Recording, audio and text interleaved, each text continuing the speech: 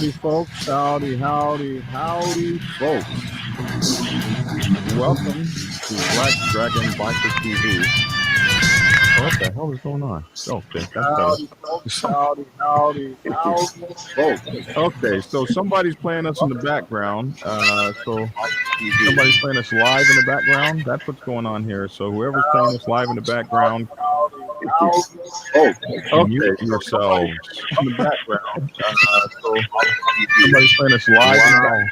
That's what's going on here. So whoever's playing us live in the background,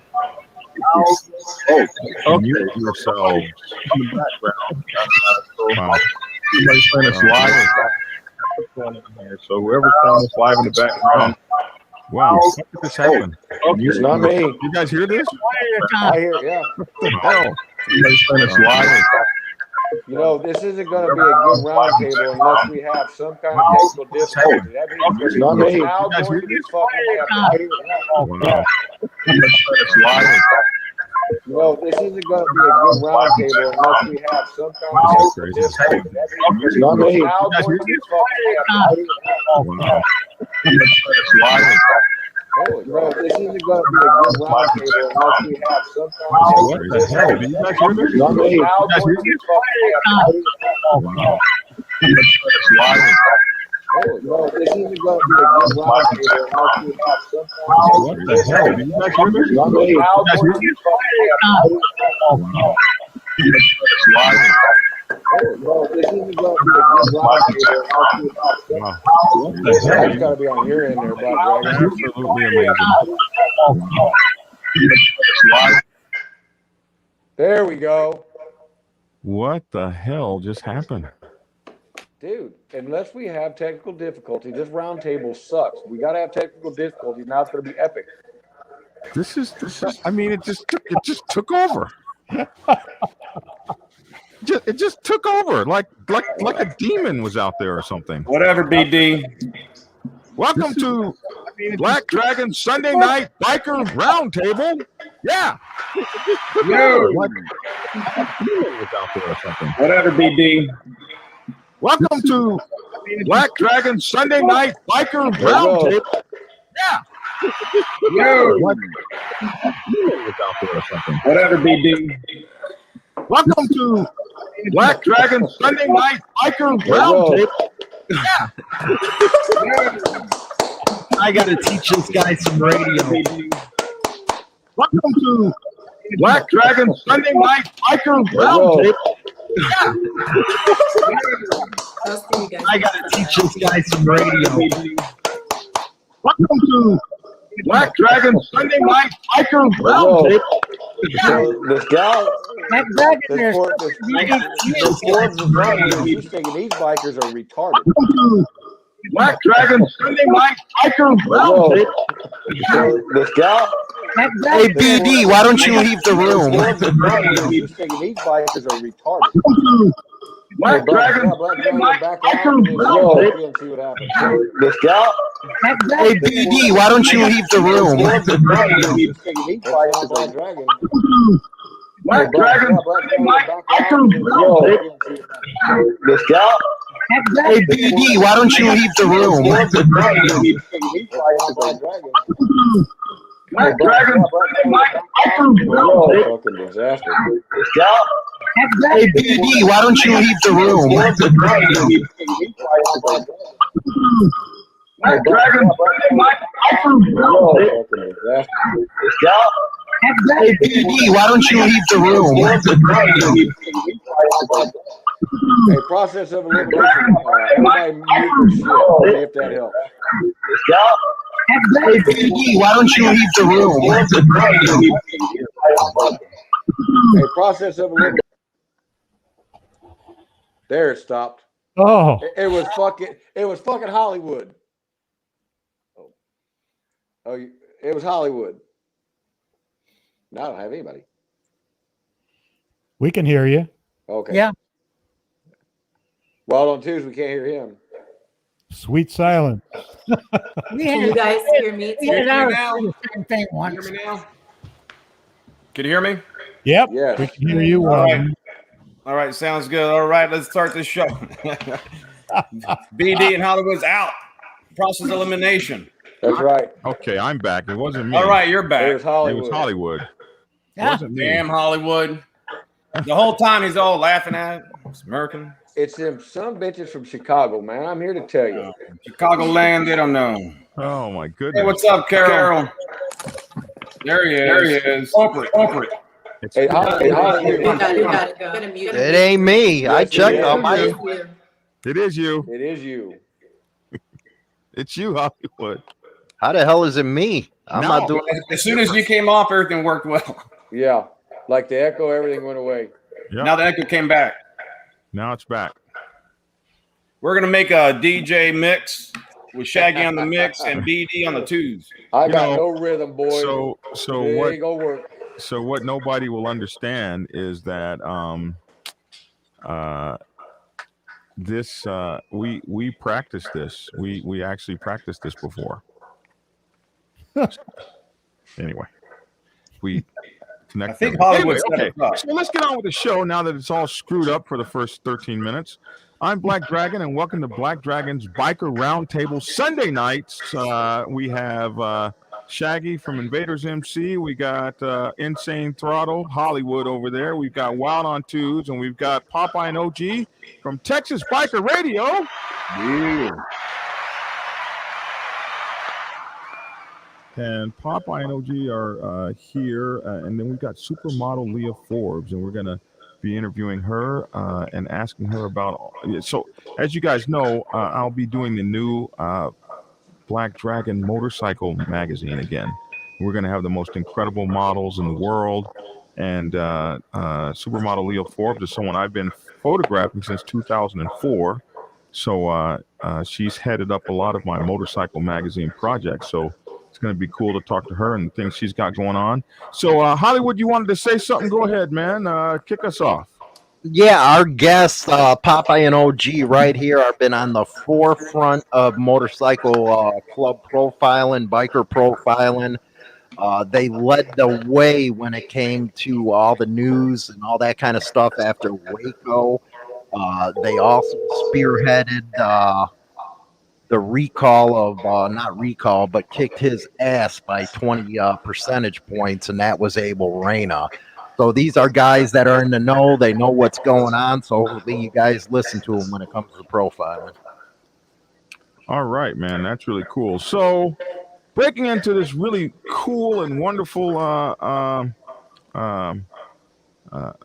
thing that we have going on, we've got Popeye and OG, and breaking into this, it's going to be really cool because they've been leading the forefront of fighting against motorcycle profiling. And the name of the show tonight is How to Stop Motorcycle Profiling. So we're going to go over here to Popeye and OG. We're going to go over here and let them start the show off and tell us a lot of the important things that we need to know about profiling and what's going on out there, the gang databases, the gang force databases, and all these kinds of things that are being used against bikers.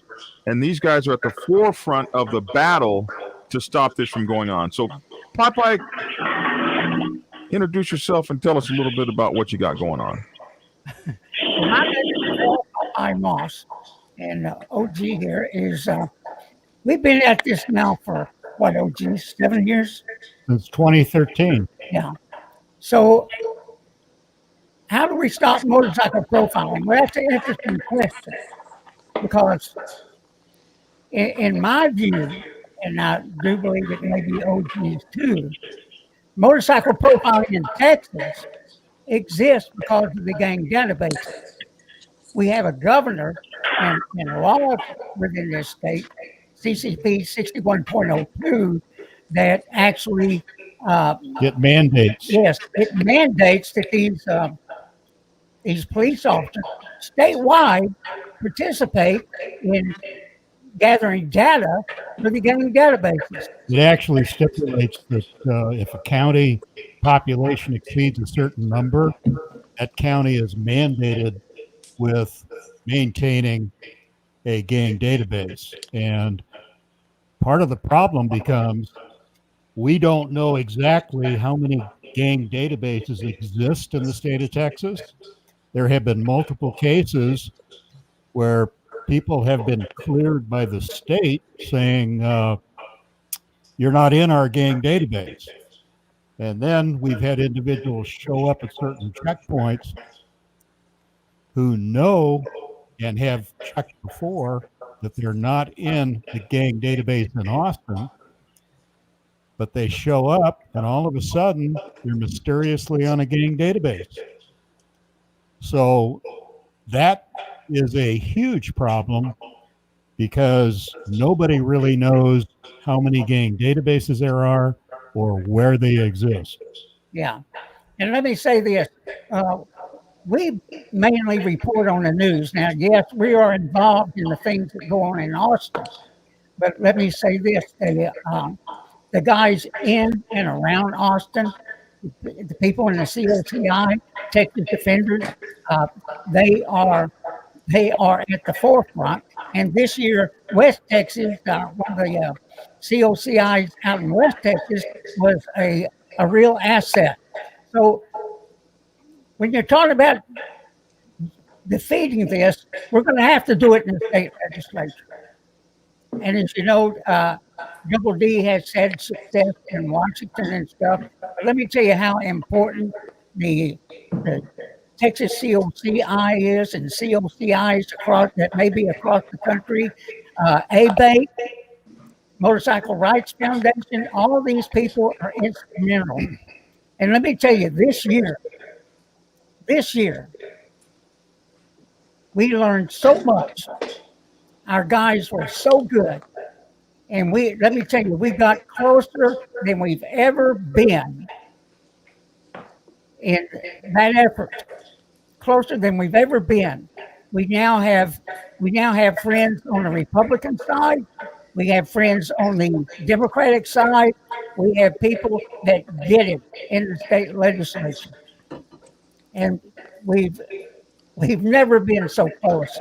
The thing that got in our way was everything you see going on in the news, whether it be voting rights, this, that, just all that stuff got in the way, I do believe, of our bills getting to the governor's desk. Now, it would be interesting if it had have gotten to the governor's desk.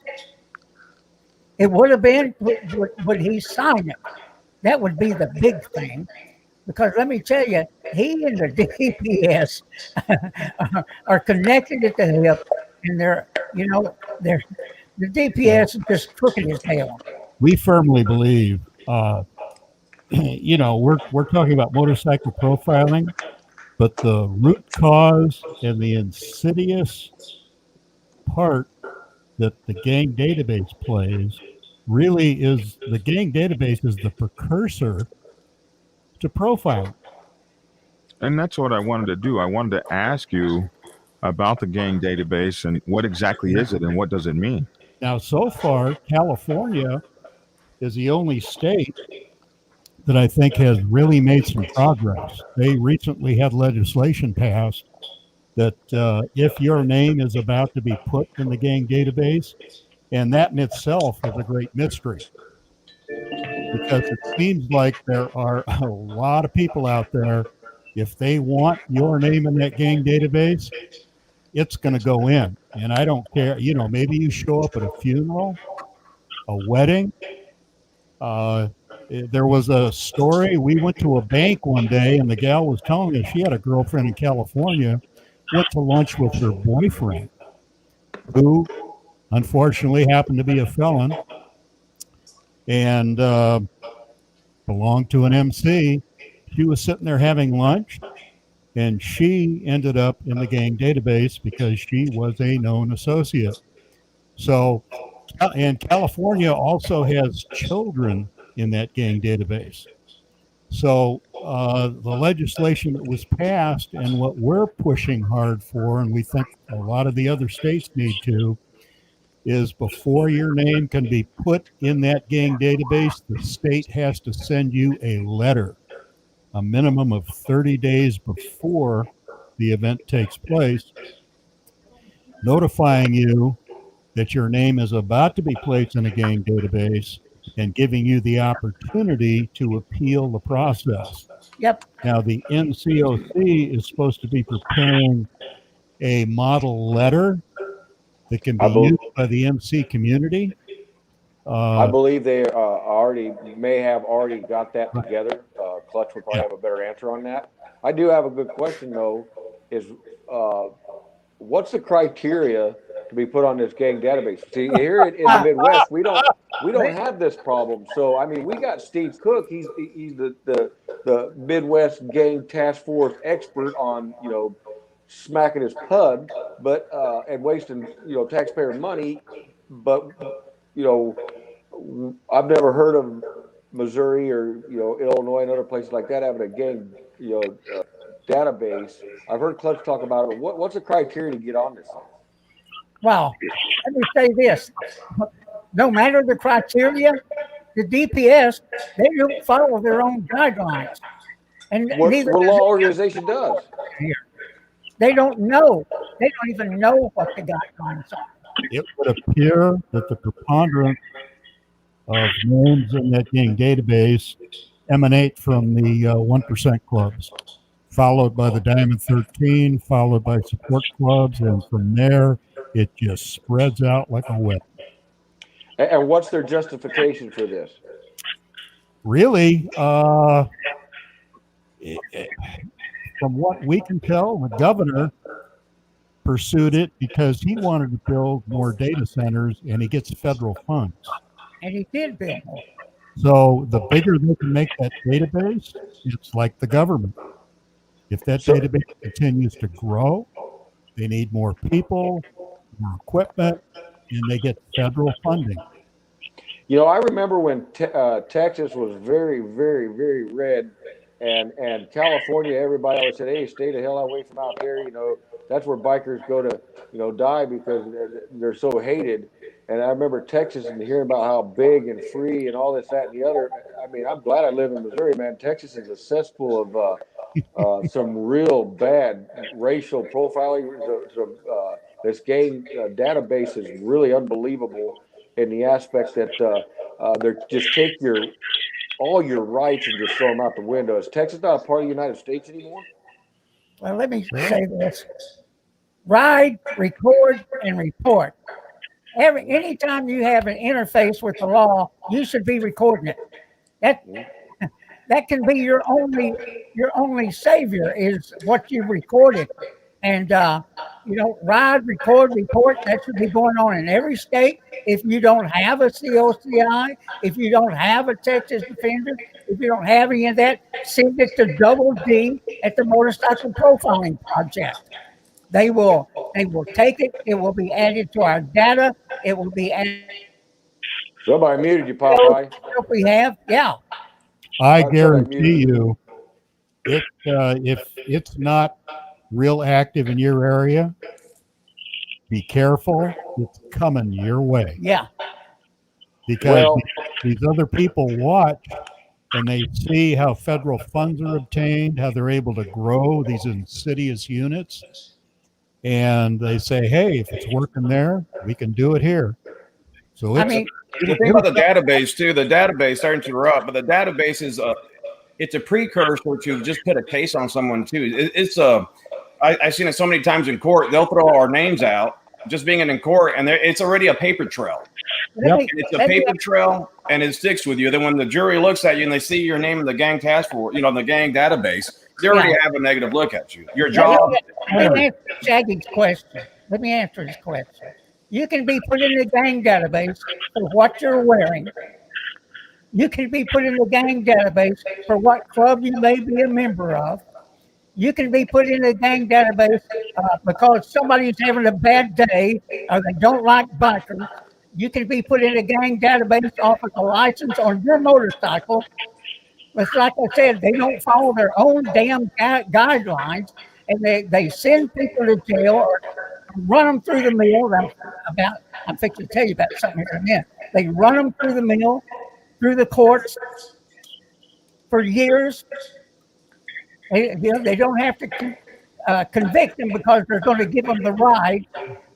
and none of it with, or let me say, every case without due process. You can have your father put in a gang database, your brother, your mother. The list runs on and on. But the thing is, we know people that have never been in trouble with the law, never, and people with security clearances and everything else, CHLs vetted by the state as a non-criminal, but yet they end up in the damn gang database. It's incredible. It's incredible. And if they're in the gang database and they get caught with a gun, they can face potential charges. And we're fighting one of those right now. That's right. Well, I have heard of that, and since Popeye, you brought this up, being a member of the NCOC PR committee, I'm going to go ahead and say, hey, for all those listening, and pass this video around about this, especially this portion of it. Go to motorcycleprofilingproject.com, fill out that survey. That information is gathered by bikers, for bikers, to help bikers. It gives us the information. Like I got 2 booklets sitting right here in front of me for tonight's discussion. We put these together. I don't, Clutch does, and Bobby C and them guys. But they put this information together, and these things, like I had to testify some years back on the profiling here in Missouri. And because of the information that's gathered in these little booklets right here, I give them a case that they couldn't really argue it. I can promise you, I did not speak nowhere near as eloquently and educatedly as Double D does, and my legislators understood. But the thing with you got to fill the survey out, and for all those diamonds out there that think you're snitching, you're not snitching. You're not putting names or anything in there. Get this snitch shit out of your mind.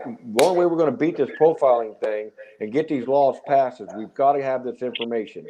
If we can get every swinging dude out there, and even women, get your family to fill them out. If you've ever been profiled ever by a police officer in any state, any community, we need that information so that when we sit in front of these legislators and talk with them, and when your COCs are up there doing this kind of stuff, without this information, we don't have a leg to stand on at all.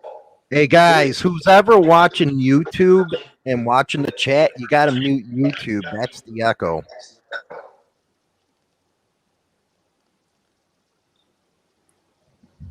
Wow. It's all quiet.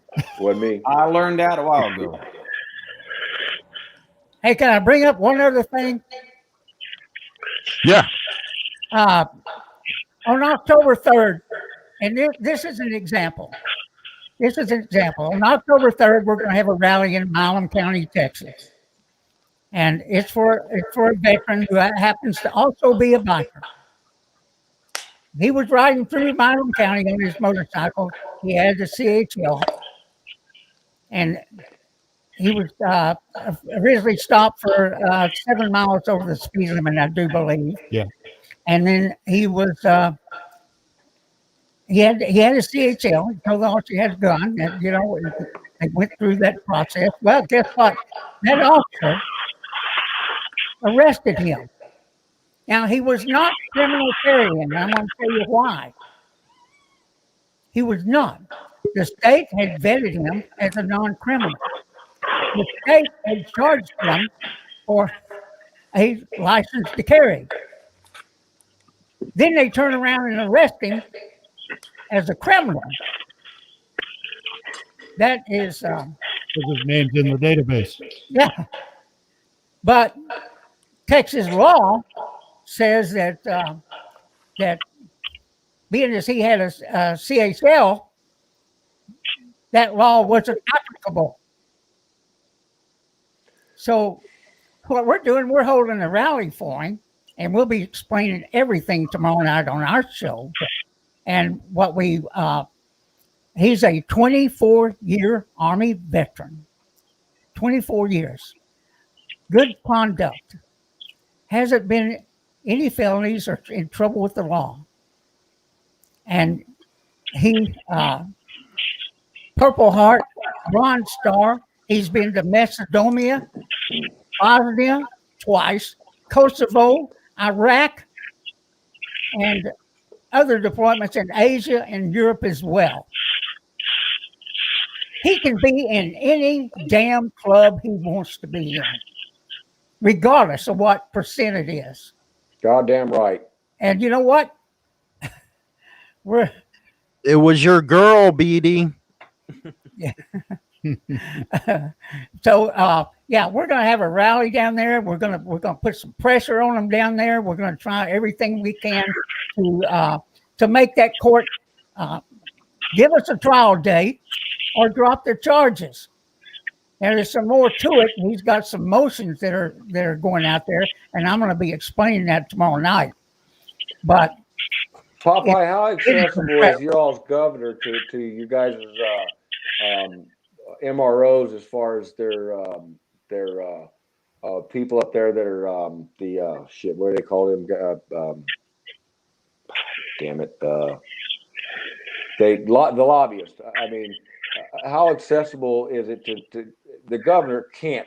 I mean, he cannot, or she, or whoever in Texas cannot be a part of this. It just doesn't make any sense. A 24-year veteran, Purple Heart, Bronze Star. You know, this dude is a war hero. He's in a motorcycle club. He's got no criminal history, no record, nothing like that. And they're running this dude through the ringer like this. Ain't nobody called the government and said, "Hey, dude, do your job." You know, what's the deal here? Texas has a lot of counties that were run by dynasties, families that have run them for generations. And if you're familiar with the term "good old boy network," I'm from Missouri. That's what we ran into in Waco. Yes. Which they also fondly term as six-shooter junction. Yep. There's a lot of counties here that have that good old boy network, and once you recognize it, you've got to attack it head on. We take out ads in the newspaper. We call them out. We call them for what they are. And we've learned to use Facebook like a madman because you can target geographic areas. Definitely. I want to get more into that. What the hell is going on? How did Sos get on here? Somebody's listening to him. I can assure you it's not me. Hey, Wild On, what do you guys think? What do you think, man, about the profiling and stuff like that? Can't hear you. I was muting everything. You hear me now? Yes. Now we're here. All right. I was trying to mute, make sure I wasn't the corporate earlier. Yeah, no, with the database and profiling in general, in Texas, it is getting pretty bad. Yeah. Apart from Oklahoma right now spreading. Missouri will be coming up soon. I know that because I was riding through near Missouri and through Illinois, and we got stopped harassed pretty good over there. There's a reason for that right now. Yeah, there's a lot of things happening going around now too. But a lot of the profiling, like I said, it's what they're being taught. I mean, it's in their freaking training in videos, and it's being pushed through the departments because I mean it's out there. You can look it up online, and it shows you how to profile a biker, what to look for, what to say, and how to get them in handcuffs. It really does. It's a step-by-step process. We're on the bike and they smell weed. What the fuck? Like seriously.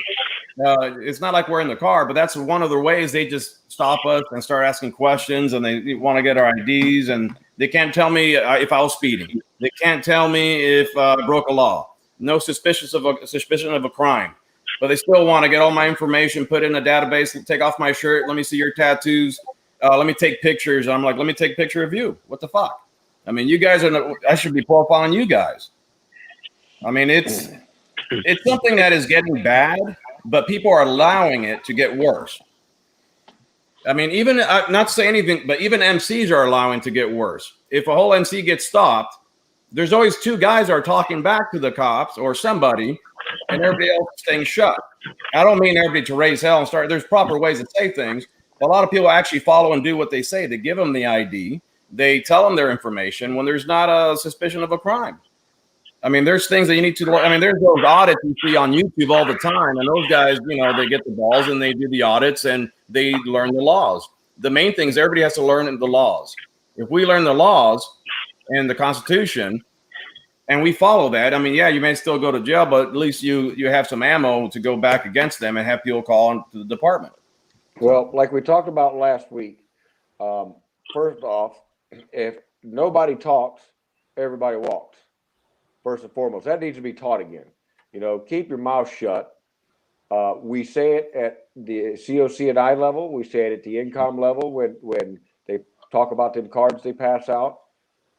You don't have to talk to law enforcement. Don't talk to them. They're not your buddy. They want you to say something stupid. They want you to give them that probable cause. They want you to reach into your cut or your saddlebag or your little cup holder here or there. They want a reason to be able to search you. Okay. First and foremost, people need to learn to shut their mouths. If the whole pack's pulled over, shut your mouth. One person speaks for the club. It's the way I've always been taught. The other thing too is, do not give these guys any shit, any attitude. Just stand there.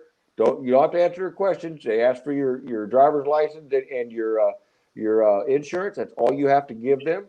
They ask to search your stuff. Tell them no. I like the one video I seen. I mean, it was pretty clear, and I see it quite a bit. And I'll do this, and I do this when cops stop me. Hey, where are you going? What are you doing? I don't talk to law enforcement. And just stop right there. They don't know what to do.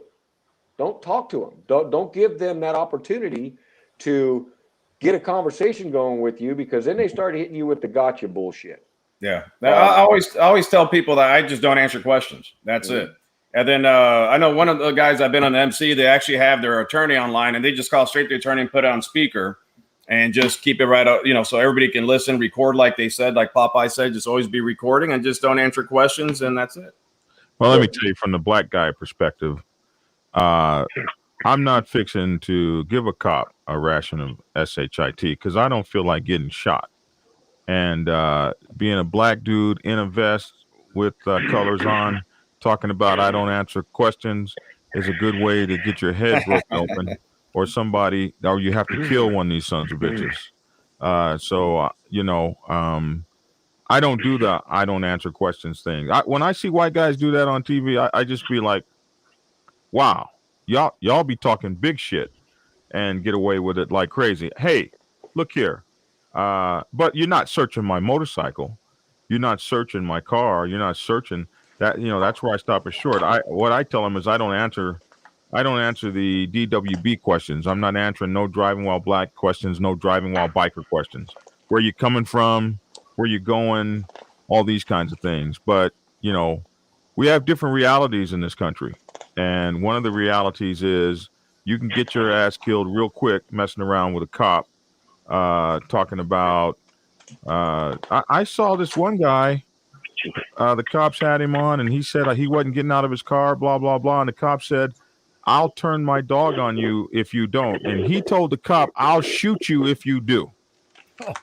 Now, how that guy, that was just amazing to me, because a black guy with a gun in his car that looks at a cop and says, I'll turn my dog on you, loose on you, if you don't get out of your car, and he looks at that cop and says, I'll shoot you if you do, is a dead man.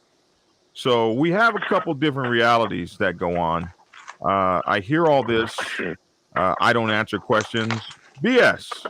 If that cop is intimidating you and he's about to beat your brains in, and he's got 10 cop cars behind you, you'll ask him some questions or you'll get your head beat in.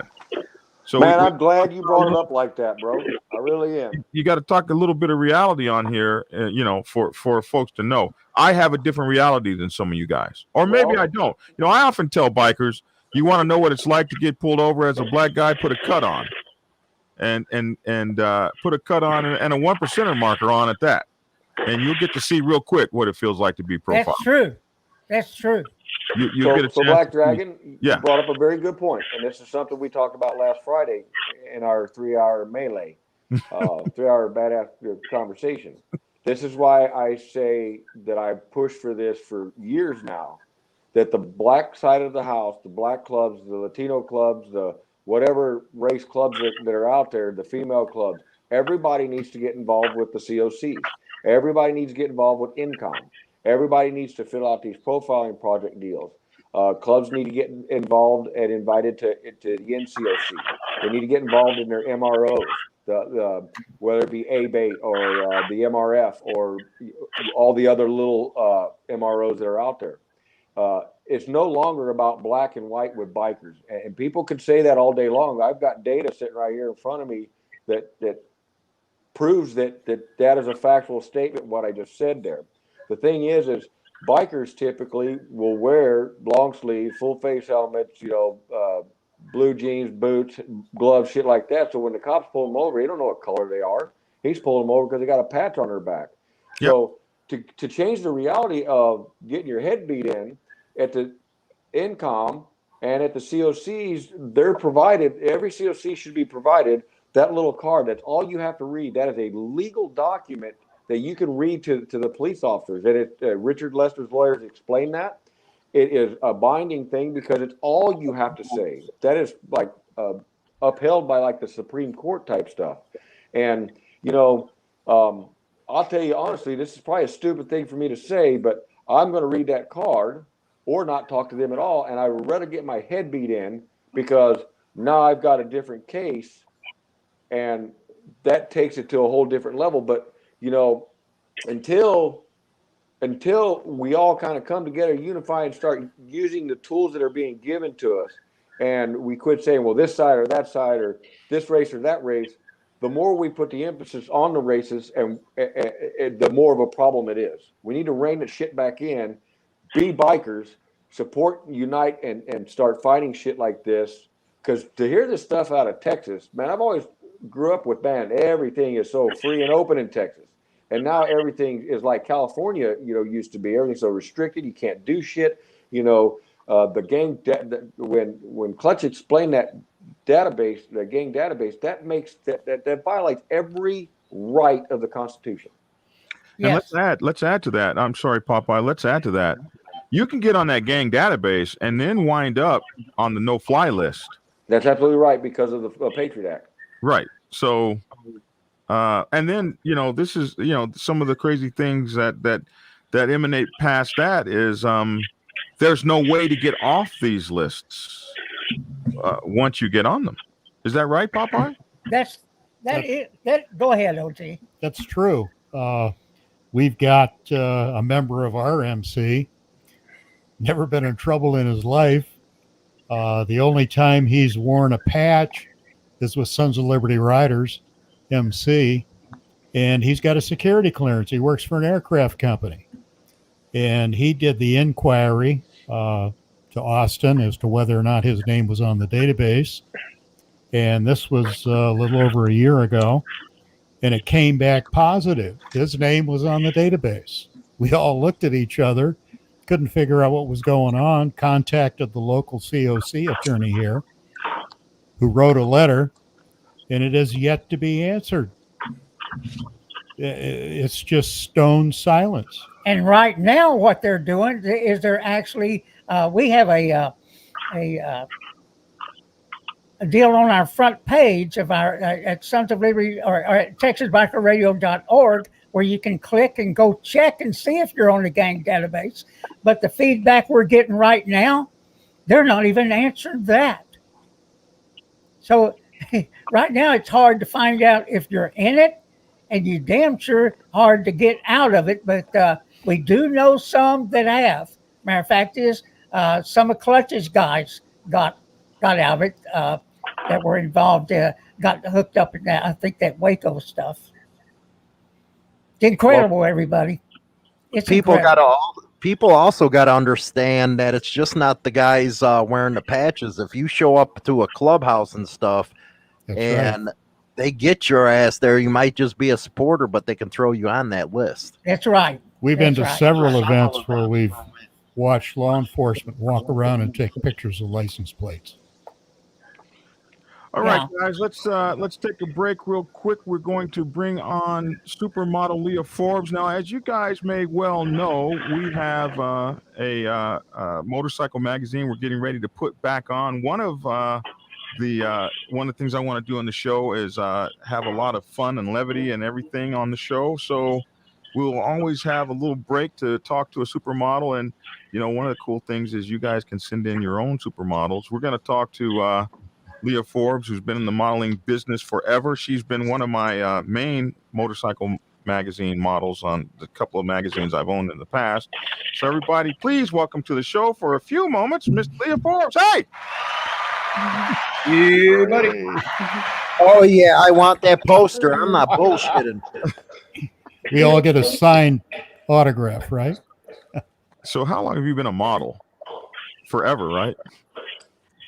It feels like it. Yeah, I've been modeling since 2004, I would say. So now I have my own group of models and stuff like that now. I'm like the mentor.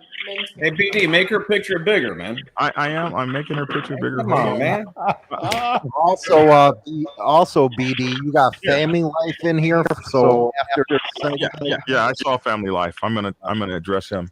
So first of all, so while we got, let me see. Okay, let me. My God, I want that as a freaking poster. Yeah, it is. So this is the lovely Leah Forbes. It's good to have you on, and appreciate you. So what we're doing is we're looking at her Facebook page, and let me do this. This is her Instagram page, and let me do this. Let's just look at some of her beautiful images here. Leah, tell us about you and your model group and everything you got going on. Whoa. Well, I have. Somebody needs to go on mute. Me? Yeah. Go ahead. How's this sound? Can you hear me clearly? Yeah, hear you great. All right. Yes. So I have several things going on right now. I have a group of girls that I work with called Boss Bays, where we go. We have our own brands. I do marketing and branding as well. And I fix all the girls' credit, and we shoot every single Sunday, and we do product shots as well as our own personal model and portfolio shots. And I specialize in helping people go viral. So that's like my thing. So that's what you do. You teach social media creators how to go viral. Yeah, I'm like a model mentor of the marketing side. So you've got tens of thousands of people following you and all this kind of stuff. What's that like? What's it like being like well known out there when you walk around and people say, "Oh my God, that's Leah Forbes"? What's that like? Well, I guess a lot of people say that I'm just like a humble giant kind of. I could make my page a lot more followers, but I'm kind of old school, and I really didn't like showing my business or like really being out there. I didn't really transition well from like the print side, like magazines and all that, to like the digital world, if that makes any sense. Yeah, I can remember you first getting started. But now I've embraced it. Yeah. Yeah, I've embraced it now, and I just try to maintain like being humble and helping people out at this point. So for the longest time, you were the lead recruiter for my magazine, Black Iron Motorcycle Magazine. So I remember meeting you in about 2004, and I'm just amazed at all the stuff you've done, like how much you've grown, like your whole like modeling, acting, and all that kind of stuff. So we're looking forward to having you grace the pages of Black Iron Motorcycle Magazine when we bring it back out.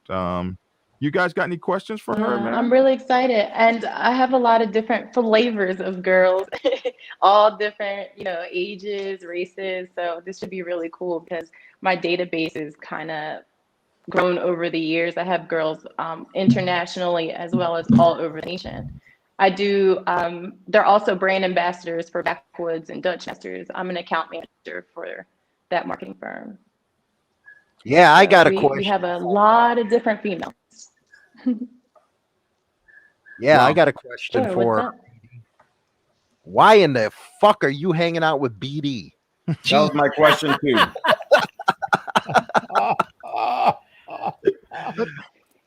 That's so How the hell? Let's see. So Jiggle. Black so Dragon ugly. was a photographer. I think we used to do so many mega shoots together with other photographers, and that's how we met each other. So we've been shooting and doing a lot of mega shoots for the motorcycle magazine since like 2008 or 9. My God, why That's ain't you been a while. acting? Why am I not what? Why ain't you acting?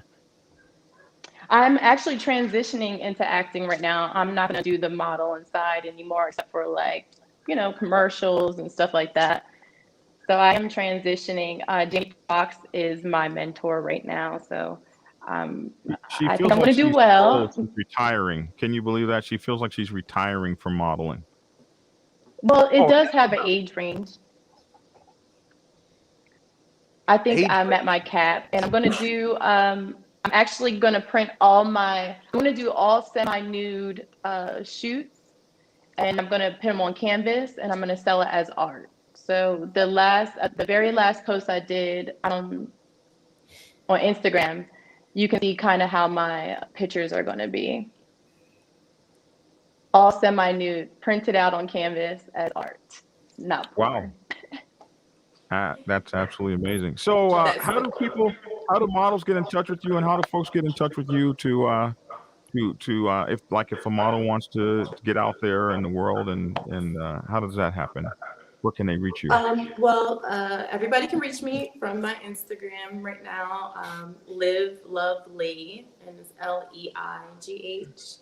I'll add a link inside my bio for the Boss Bays, where they can get more information on how to get started and what days we shoot, where, and all the fun stuff we have coming up. My dreams just got better. I think I'm gonna turn it into an OnlyFans page so everybody can see the behind the scenes stuff of the things that we do. Yeah, they almost turned off OnlyFans here recently. Yeah, but they know that's not gonna happen because that's a very lucrative business. So I like you in this paint. This just wearing paint. That's it. That's just paint. Yeah. Holy moly! Well, listen, we appreciate you being on the show, man, and you know, after just years and years, I'm so proud of you. I knew you from just a little young lady, and you've grown up doing big things. I remember when you just didn't know anything about the industry, and look at you now, telling people No, how to I be big didn't. time. Now I am the master, right? Now I'm the master. I do the master classes now, right? You Yeah. happen to be single, or Hollywood might be looking. You're trying to die. What are you doing?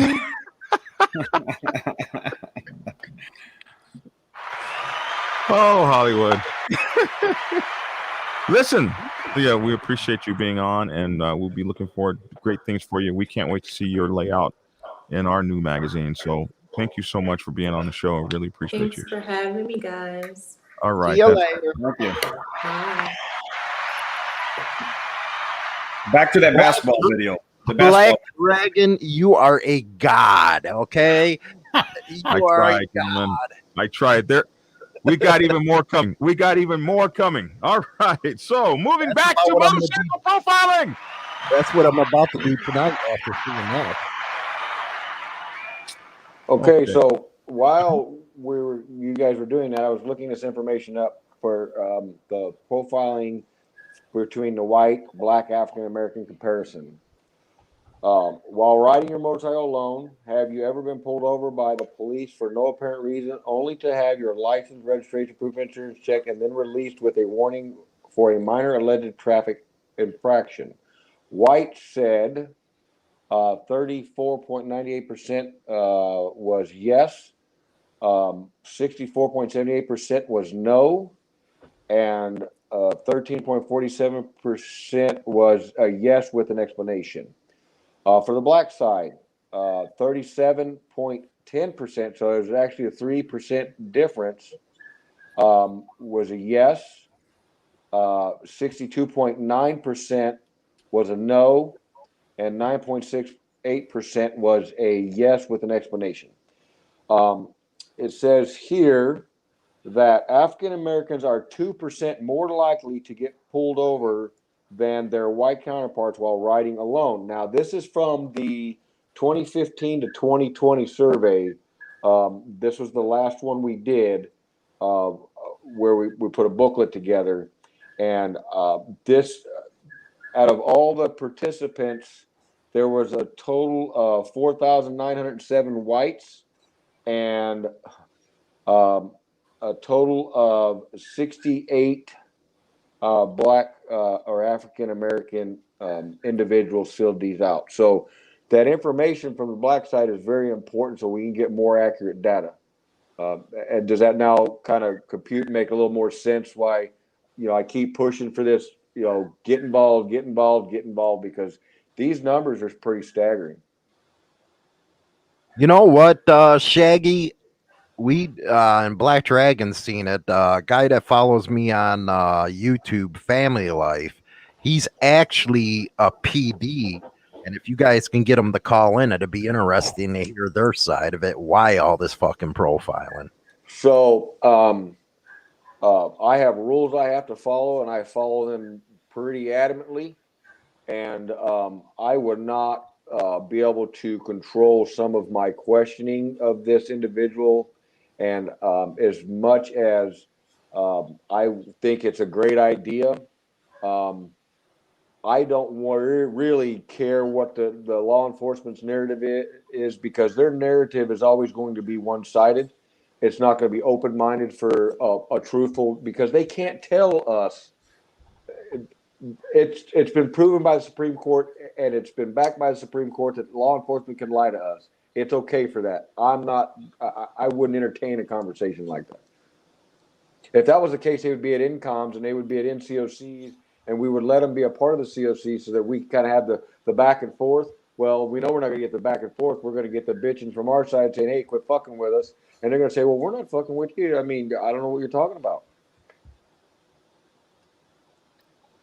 Well, there's your answer, Family Life. No, I mean, yeah, buddy. All due respect, man. Sorry. I just can't follow. I'll tell you, they're very good at vilifying us. Absolutely. They're very good at it.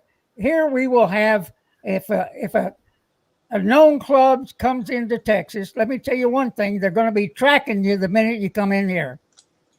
The minute, and then when the DPS gets wind of it, and that would probably be the group that sees you first, they're going to go to some city sheriff or find out what event is going to go on, and go there and try and pump up the sheriff, scare the hell out of the community.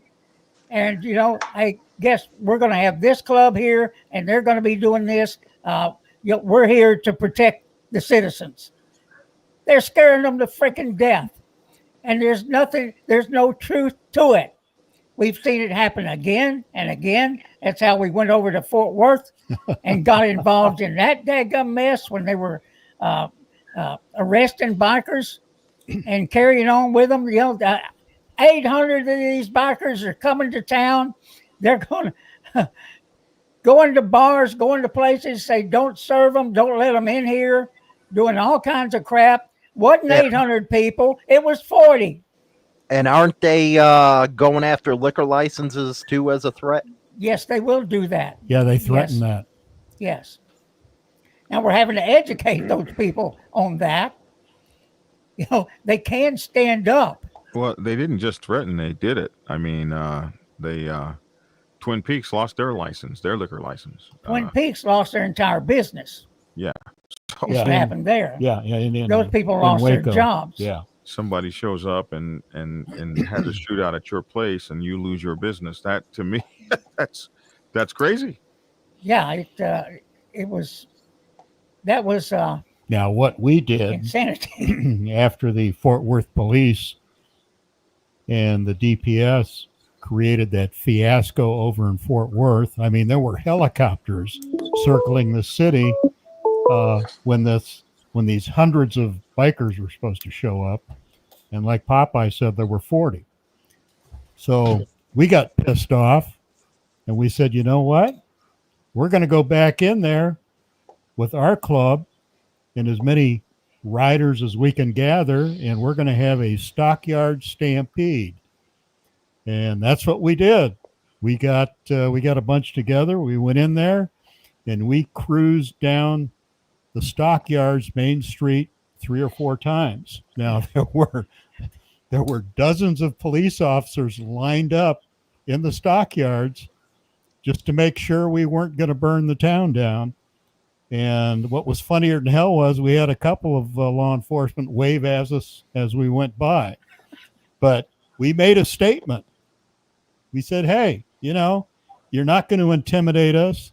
And what really ticked us off was there was a sergeant that had a bunch of bikers corralled in a store.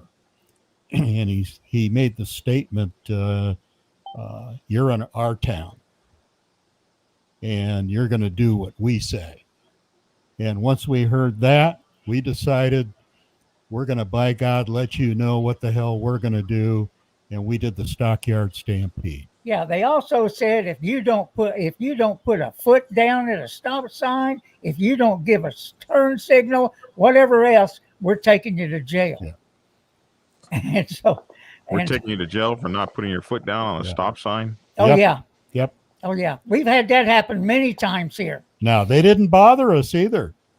They, like I said, we went down through the stockyard several times, which we've heard is supposed to be illegal for bikers to cruise the stockyard. Well, it's illegal for anybody to cruise. Bikers or cars. Cruising ordinance. And we cruised through there several times. We were hoping they'd stop us, and they didn't touch us. And you know what? I did go to the Fort Worth Information Department. I went over to their new police station, went in there and found their information officer and asked him what in the hell is going on. And I'm not afraid to do that. And I've got other targets I'm fixing to do it too.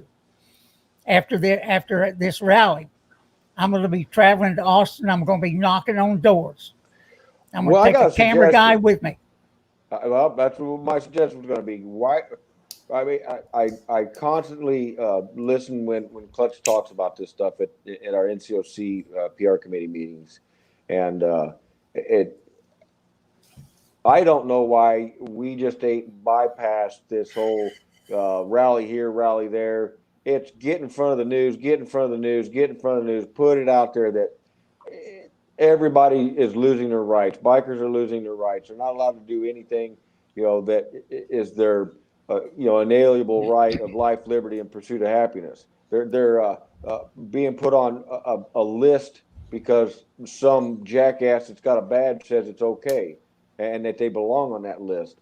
I mean, you could always say, well, vote your senators out, vote your governor out, vote what you want in there, but it doesn't seem like that's even working.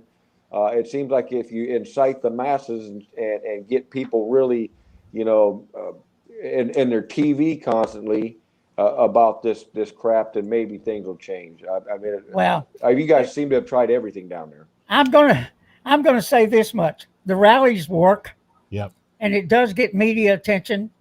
They do work. Come up and talk to us. What you've got to be able to do is stick to it. Stick to it. That Waco fiasco. That was for us. That was 4 years. 4 years of and rally. We never gave up. One rally after the other, and then once we figured out we were affecting their county budget, so we would make sure we would go on a Sunday for double time. We made sure that we didn't care.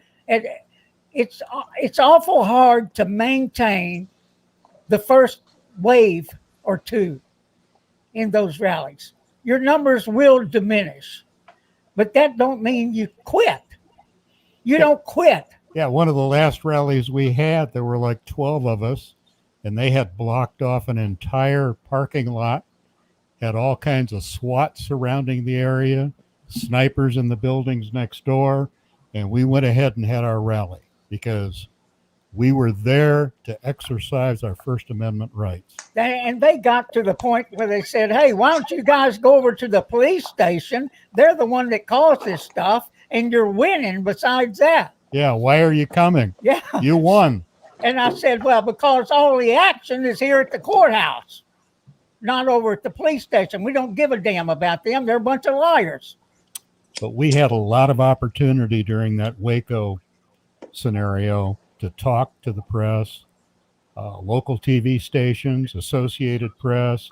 We even had HBO riding down with us. We had an HBO person on the back of one of the gals on the back of one of the bikes, and they had a van videoing everything, the whole bit. So we work it well. We don't do rallies without thinking about how we're going to affect the public and what it is we want to accomplish. Yeah, and of course we knew those people early on were pointing the sniper rifles and stuff at us. We knew they had AR-15s and all this other stuff, you know. And matter of fact is, there toward the end we had I don't know how old he was. There's a black guy that walked through a parking lot adjacent to us, and he had a knife. Well, the police started yelling at him, and he started hauling ass.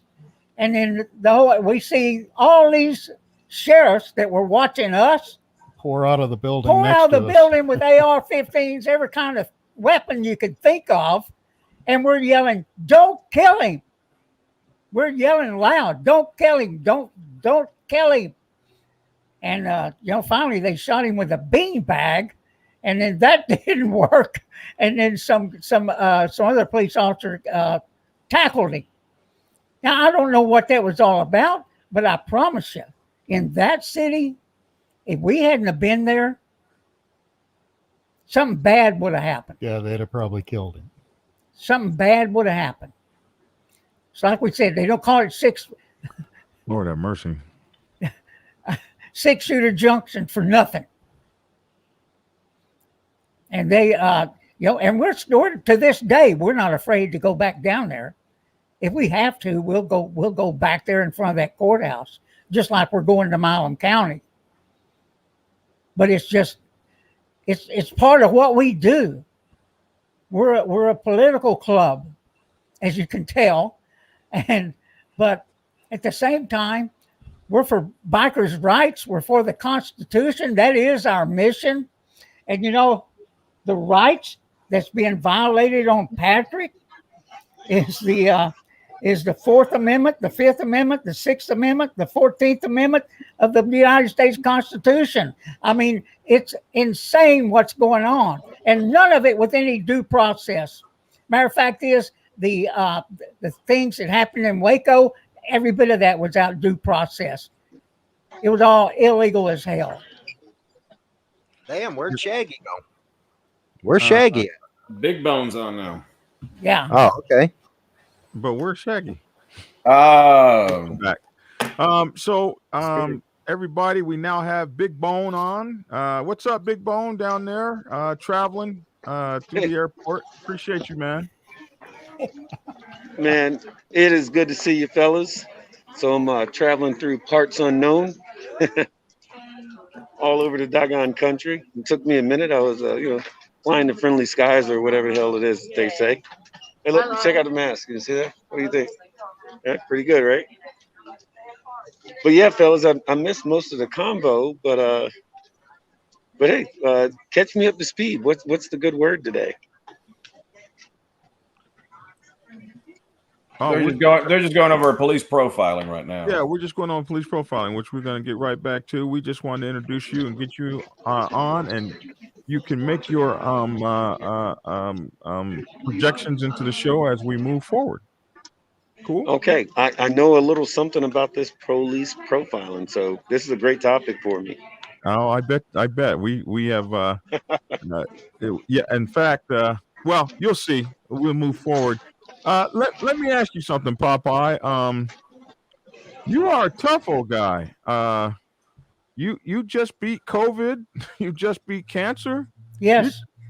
You're 7 years old or so. You ain't messing around out here, huh? Actually, OG and I had the same cancer at the same time, just in different places. Oh my goodness. Yeah. So do that all. And you kick COVID in the ass, and you've never stopped fighting for biker rights this whole time. So, I just want folks to know, like, it has taken a personal toll from you Well, of you to this is a work of love, and this is what we do, and we're passionate about it. And it did have me down for a while, but like always, you get back up, you get back on your motorcycle, and you give it hell. So, the name of the show is tonight was how to fight, how to combat, how to get rid of this profiling. How do we win this war as bikers? And so, you guys are at the forefront of the battle. You guys have been doing this.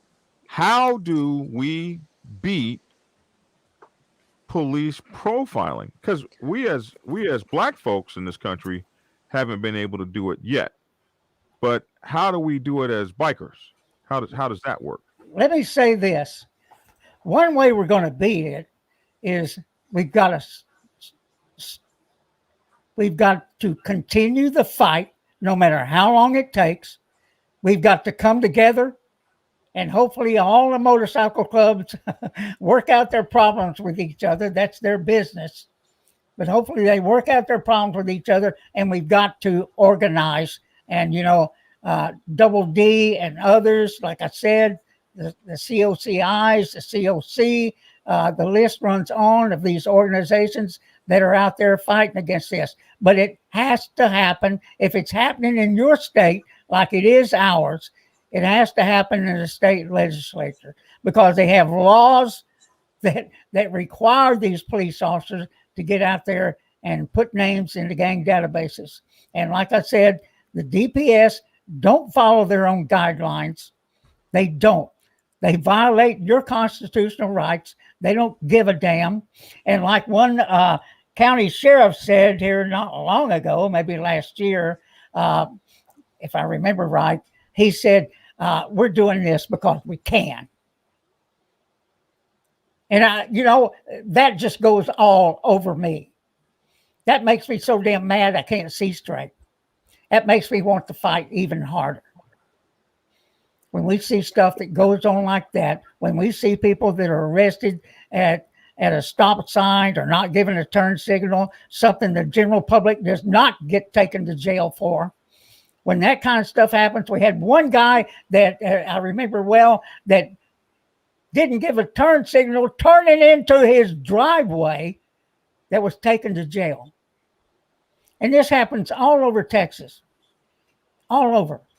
Now, he has slowed down a little bit because police have other things to worry about, but it's still going on. It's still going on. It's just depending on when you run it. Go just say something, OG. There's a couple things you can do that get them thinking, what the hell's going on here?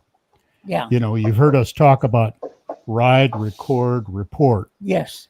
A lot of bikers here have started to buy ride, record, report. So we start with the 3 R's. Yep. Ride, record, report. That's right.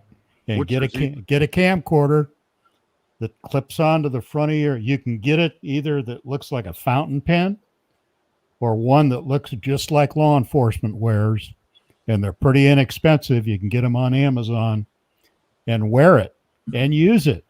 They'll see it on you.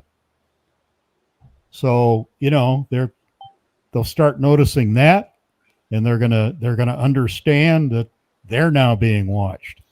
Second thing you can do is the public information. Have anybody that is stopped, when you put the word out there to start doing this, say, look, we need to know what time this happened, the exact location, and if you can get a badge or name number, get us that information, and then request the video from that officer and the dash cam on that car from that police department. They have to give it to you. It may take a little bit of time to get it. I've had those battles. But we get it, and you can start accumulating a database, and word gets out through the department that stuff's being requested, and they start wondering what's going on, and they start to figure out maybe we need to be a little more careful here. the other thing is too, we need to start filing complaints. Because here, what I understand here in Texas, they get the officer gets like 3 or 4 complaints against him, he can lose his qualified immunity. Oh wow. Yeah, yeah, it's So incredible. we have to go on the offensive. Yes, on the offensive, and and this is new to us about filing complaints and stuff. But let me say this about every year the Texas does a gang database assessment. Motorcycle gang database assessment. No, it's just gang database. Motorcycles are included in it. The DPS, it is a copy and paste book or information that they've been doing for years. They say the same things over and over and over. And you know the main club here in Texas that they're always talking about. And so they struggle to make a motorcycle club into a gang. They really do. You know, well, they ride in a pack, they wear colors, they wear insignias. I mean, junk like that is what they're using to arrest us, to put us in a gang database, to do all this stuff. And it's just junk is what it is. It's Big junk. Bone, you had something to say, Big Bone? I thought I saw you. Yeah, I did, and I'll tell you a couple of things about this. So, first thing is what we do in my COC, we actually gave out those pins that Popeye was talking about. We actually gave those pins out to a number of the different members, the leaders from different clubs, and we made sure the ones that we gave out are the ones that look like a fountain pen.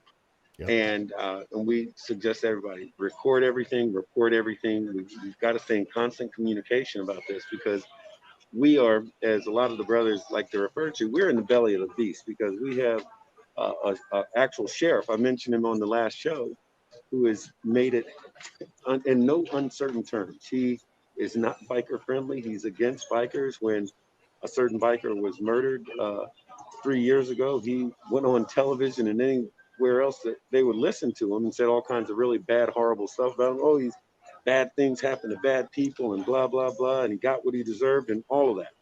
So we know what we're up against. One of the things is by working with these different COCs and working within our COCs, we've had some successes, but the fight is far from over. Like, for example, in the state of Virginia, and I know Popeye just mentioned Texas.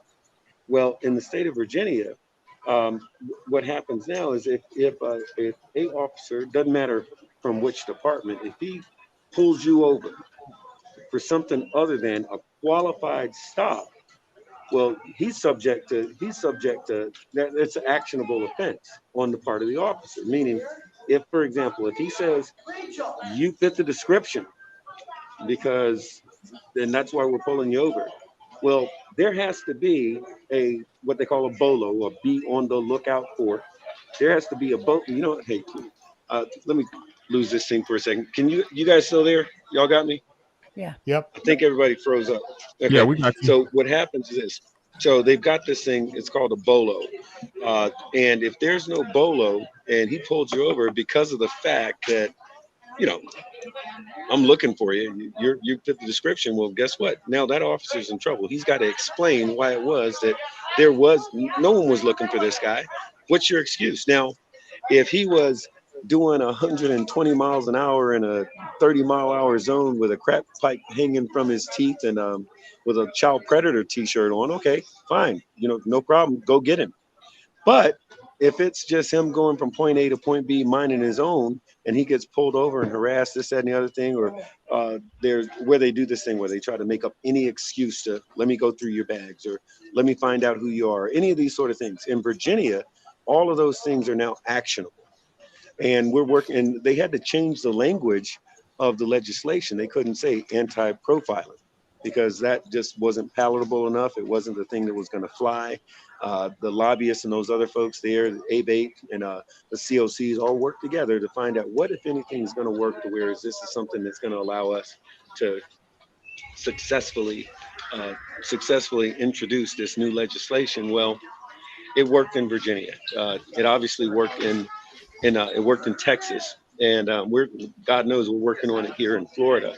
And the thing is, I'm really glad, and without getting too much into it, but y'all know me, man. I got to keep it 100. So the deal is this: while the COCs for the last 10 or 15 years, in fact longer than that, have been concerned with this profiling that the police do, the truth of the matter is, for those bikers and those folks that got a good tan like me and Black Dragon, we've been dealing with that for a long time. Bike or no bike, you've been dealing with it. So we've got a little experience in that regard. There is a process by which we can win this thing, and Popeye hit the nail on the head a moment ago, and that's the biggest part of that is a lot of us got to get on the same page. We got to put our petty BS to the side on occasion so that we can work on this, because at the end of the day, if we don't, the only ones that are going to win are the lawyers are going to get richer, the judges are going to get several notches in their belt, and the cops are going to get lots of attaboys and pats on doing such a good job by locking up those bikers. So we can get more of that, or we can do something different. But Big anyway, Bone, I'm that's glad all I you. got to babble about that for right now. Can you guys hear me? Yeah. I can hear you. Okay, so Big Bone, I'm glad you said it that way, because I was patiently kind of waiting for him to kind of finish where he was going with that, and it goes back to the whole, I guess, Uncle Shaggy thing. The biggest problem is right what he said right there. Until the clubs quit their petty bullshit and start coming together, unify to work together for this profiling problem and for this law enforcement problem, this shit's not going to go away. If they keep us divided, that means that they're going to keep winning. They're going to keep proving that their laws that they have to profile us are very legitimate laws, because all we do is beat each other up, kill each other. Where we can't get in the same room without something happening. They'll continually try to use Waco as a backdrop, especially down in Texas. Up here in Missouri, what's recently happened, that's a big soundbite. Clubs like Big Bone said right there, until they put their petty shit to the side, everybody, this ain't about unicorns and sprinkles and shit. This is about some real true, lay your bullshit down for a weekend, once a quarter, or once a year or twice a year for INCOM and the NCOC and stuff like that. Bring your leaders, your speakers, not your grunts and shit like that. Bring people who lead and have good ideas and are willing to have that conversation, that uncomfortable conversation of, okay, all we're doing is shooting our own selves in the foot. Until that conversation's had, until those things are figured out. And the other thing too is, every time a club backs away from a COC, every time a club backs away from the INCOM, every time a club backs away from the NCOC, that's a win for the government. When Waco happened, a lot of clubs was like, fuck this, I'm out of here. That hurt, and that was a win for the government. When things continued to go on and clubs were like, the excuse was, and I heard it a lot, and it just irritated the fuck out of me, is, I just don't want to go because, man, I just don't want to be caught up in another Waco. Or law enforcement is just going to corral us in a building and shoot us. When did we become so goddamn scared of everything? We need to stand together. We said it the other night. We are the last true free Americans.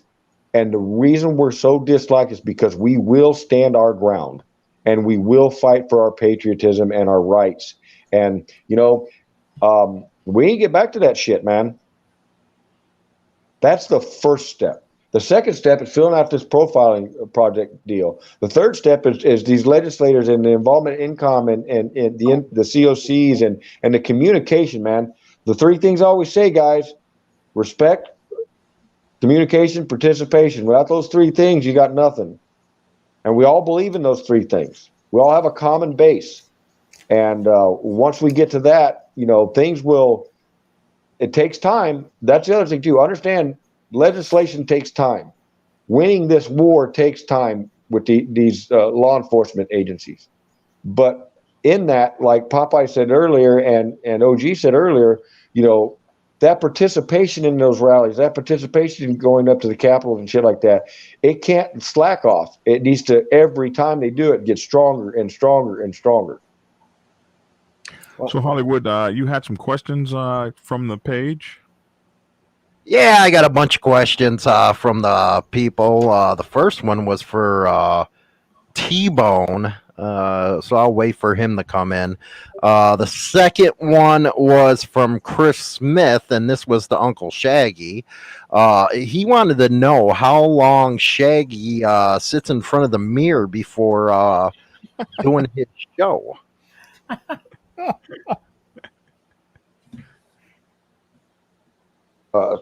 So Shaggy, after the fluffer's been in and out, and my wife has braided my hair, and I've had a fresh wax.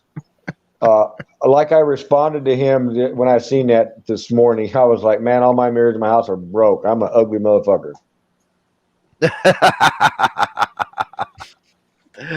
Well, I guess T-Bone's not on anymore. But I'll ask this one's from Coffin Dodger from Miami. And I guess this can go along with a different one. There is a guy who claims he's 1% on Instagram. Do you consider a club that started and recruited over the internet for many years a 1% club? That is from Coffin Dodger, originally for T-Bone from Miami. That is one of the stupidest goddamn things I've ever heard in my life. How could you be in a motorcycle club online? Wild, what do you say, Wild? Let's hear what you got to say. Well, I mean, the number one thing, I get we're all like, let's say we're all on YouTube right now. We use technology, we use social media. People recruit that way. Big clubs recruit that way. Small clubs recruit that way. The new clubs are popping up everywhere. It's fine, whatever. But ultimately, when you have someone sitting in the room and they're saying they're a chapter or a club, and they're the only ones in the club, or they have less than 5, and they're trying to build around the United States or anywhere, I just don't see that as the whole point of being a club is actually tangible, right? It's something tangible. Holding your brother, riding with your friends, getting together. And so that's a big thing that I kind of fight with. And trust me, I dealt with it in the past.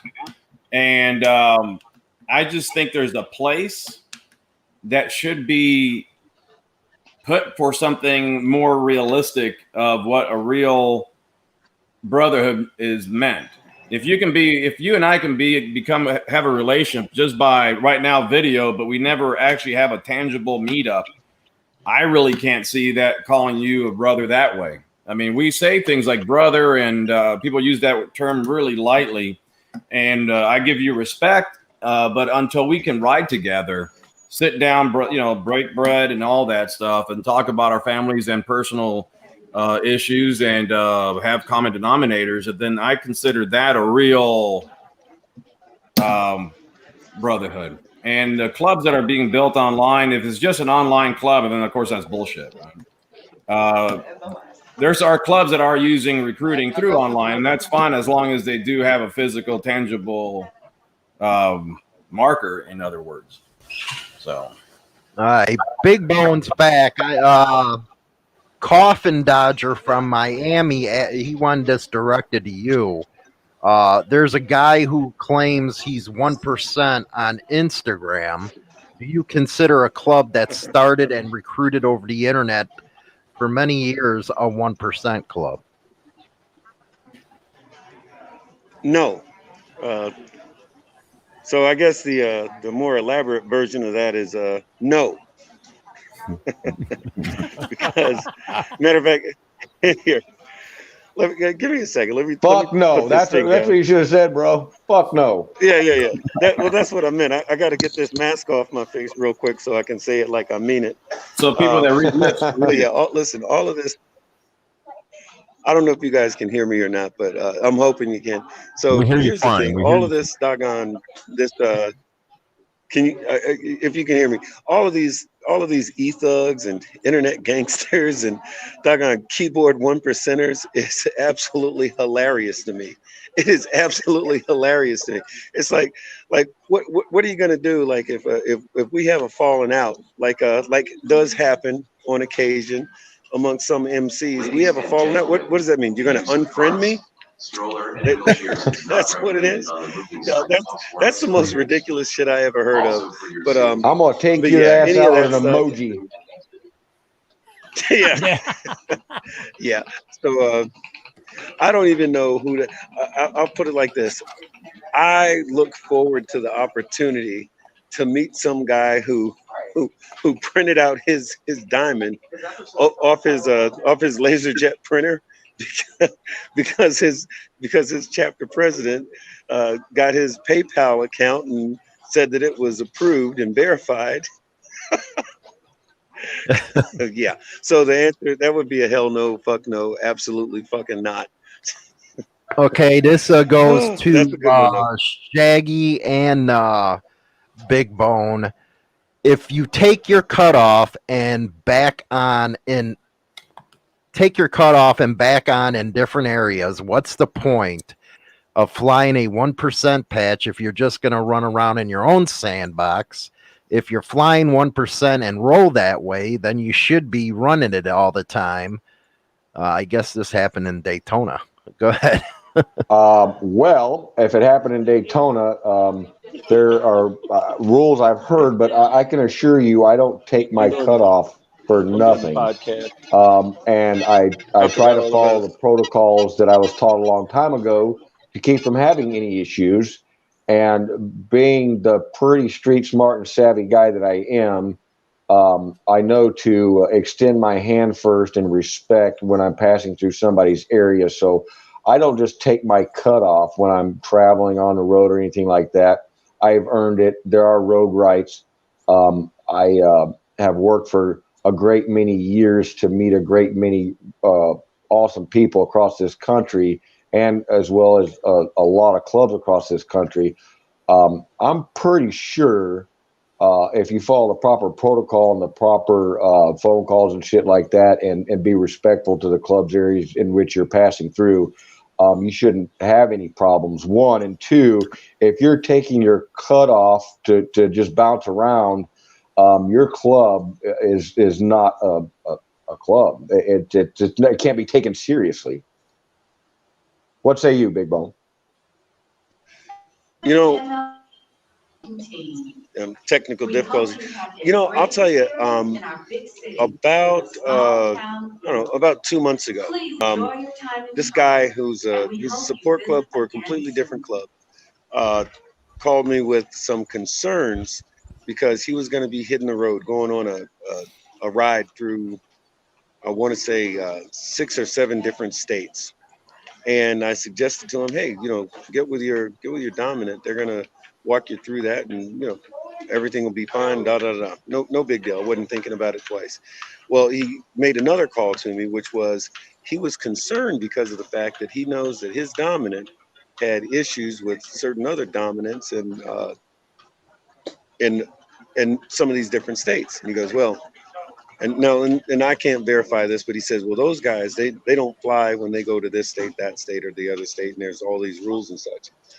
It was odd to me to hear it because, with us, that's not a situation that we have to contend with in my club, but I understand it's a thing that happens. Now, this is just my way of thinking. My way of thinking of it is like this.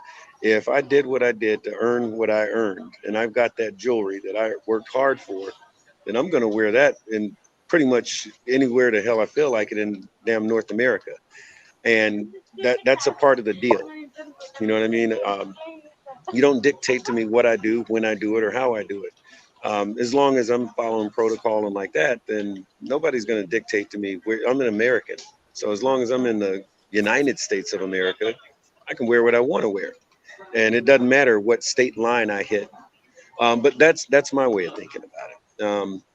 So like I said, with us, that's not a thing that and look, there's some folks that might not like that. And there's some folks that might feel that they want to convince me of otherwise. You know, they want me to do it differently. They are more than welcome to try. They are more than welcome to talk to me about that. But that's where, you know, there's a difference between 99ers, OMCs, and one percenters. So if you decide you want to put on that jewelry, then you absorb everything that goes along with that, or at least that's my opinion. But I mean, that's a factual what you're opinion. gonna do. If that's not what you're gonna do, then don't put it on. Well, this is addressed to hold on. BD. Let me just say this from a 50-year-old club. This is a 50-year-old club, and you know, we've never ever faced any kind of situation like that. And there are protocols for going places, and you follow those protocols to go places. And when you've done that, and you carried yourself like a organization, then you don't have problems with anybody. You have these relationships already established, and that's something that a lot of the new guys don't know yet. That there is an establishment of relationships that goes on when you build up these organizations, you build up these clubs, and so it's the shortcutting that screws up so many people. One of the reasons I started the channel is the shortcutting that screws up people, the unwillingness to learn the protocols, the unwillingness to know the lifestyle that you're trying to get into. But it's just like going anywhere. I mean, the thing, when in Rome, do as the Romans. I mean, you go to Rome doing some Northwest Greece stuff, and they're not gonna you're not gonna fit in over there. You're gonna have a problem over there. When you're in Rome, you do as the Romans. When you go visit somebody's house and they take their shoes off when they walk in the door, and you want to walk around with your shoes on, you have disrespected people, and you get a big problem with that. But putting on your colors and wearing them, if you have done that the correct way, you won't have an issue of wearing your colors anywhere you go. And that's been my experience. So I don't particularly say that you got to have some jewelry to have your pride on and walk in your colors with your chest up. You got to be some stand up mofos and do things the right way. Called be a man. That's the gospel. Look, that's the gospel. I'm glad you clarified that, because the thing is, you know, it's a man's club, and it doesn't matter whether you're a 99 or a freaking RC or the freaking Shriners. At the beginning and end of the day, if you're a man, you're gonna move accordingly. So Black Dragon, thank you for the you know, the correction there, or the, you know, the what's that word there? The clarification. Yeah, that part. All right, this one, and this is my final one because I got to hop out. This is for Black Dragon, Wild on Twos. Oh, basically everybody. They want your opinion, and it's from Arrow Bain from Maryland. Man, I feel sorry for you living in Maryland. But anyway, what are your thoughts on one percenter club giving another club permission to wear a 1%? None of your fucking business. How many fucking times do we have to say this? Jesus fucking Christ. Well, that's Shaggy's answer. Can you be any more clear? Want to tell us how you really feel? So here's my thing. I have never really got off on talking about that. You know, what 1%? I don't give a damn. What 1%ers do they do? Don't ask me about that. I've never worn a diamond, and so they do what they do. That's the world they live in.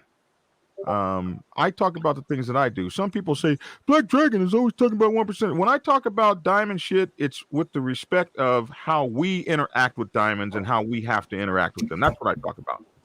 And what I always say this: protocol is local. So there it goes. The protocol that you have to deal with in your place is not necessarily the protocol I have to deal with in my place. So if you got an issue, I mean, what does it matter what I think about it? What does it matter? What matters is Errol Bain from Maryland. What matters is what you have to do with where you are and whether or not you feel like you want to do it. One thing I often tell people as a social media creator, a lot of folks will say, well, Black Dragon said, and so I have to be careful with some of the stuff I say. If I was to say, hey, you don't do that, and I believe that if such and such happens, you tell them to kiss your butt. There are people that are going to go out there and they're going to do that. So I'm very mindful of everything that I say, because when I was a national president, it was the same way. I could say something and people would react to that and their lives be on the line, or their safety, or whatever the case may be. So some things I'm just not comfortable with talking about. What I will tell you are your options. This is the experience I've had. These are the options. Now you choose what option you want to follow. What does it matter what Black Dragon thinks about it? What matters is what you think about it, and even more, what the hell you're going to do about it.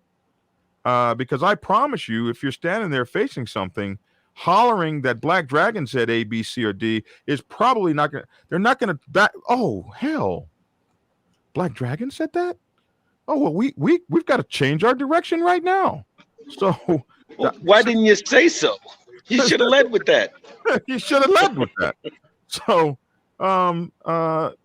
so some of those things I don't give my opinion on. Some of the things you guys probably don't want to know what I think. Some of the things that I think would probably get you in trouble. Your club's not like mine, some of you guys. My club's 50 years old. So some of you guys got to do things my club don't have to do, that my club has already done, that people have already had blood spilled over to do. Everybody that walks this walk has had to walk it in a certain kind of way. So I don't often, bring what we do into this. A lot of times people see my videos and they'll say, oh man, you must have had a hard time at the club today. I don't talk about my club on this thing, man. I don't talk about what we're doing. This is stuff I've seen. I'm telling you the lessons I've learned and things that you should be doing, not necessarily inter-club business.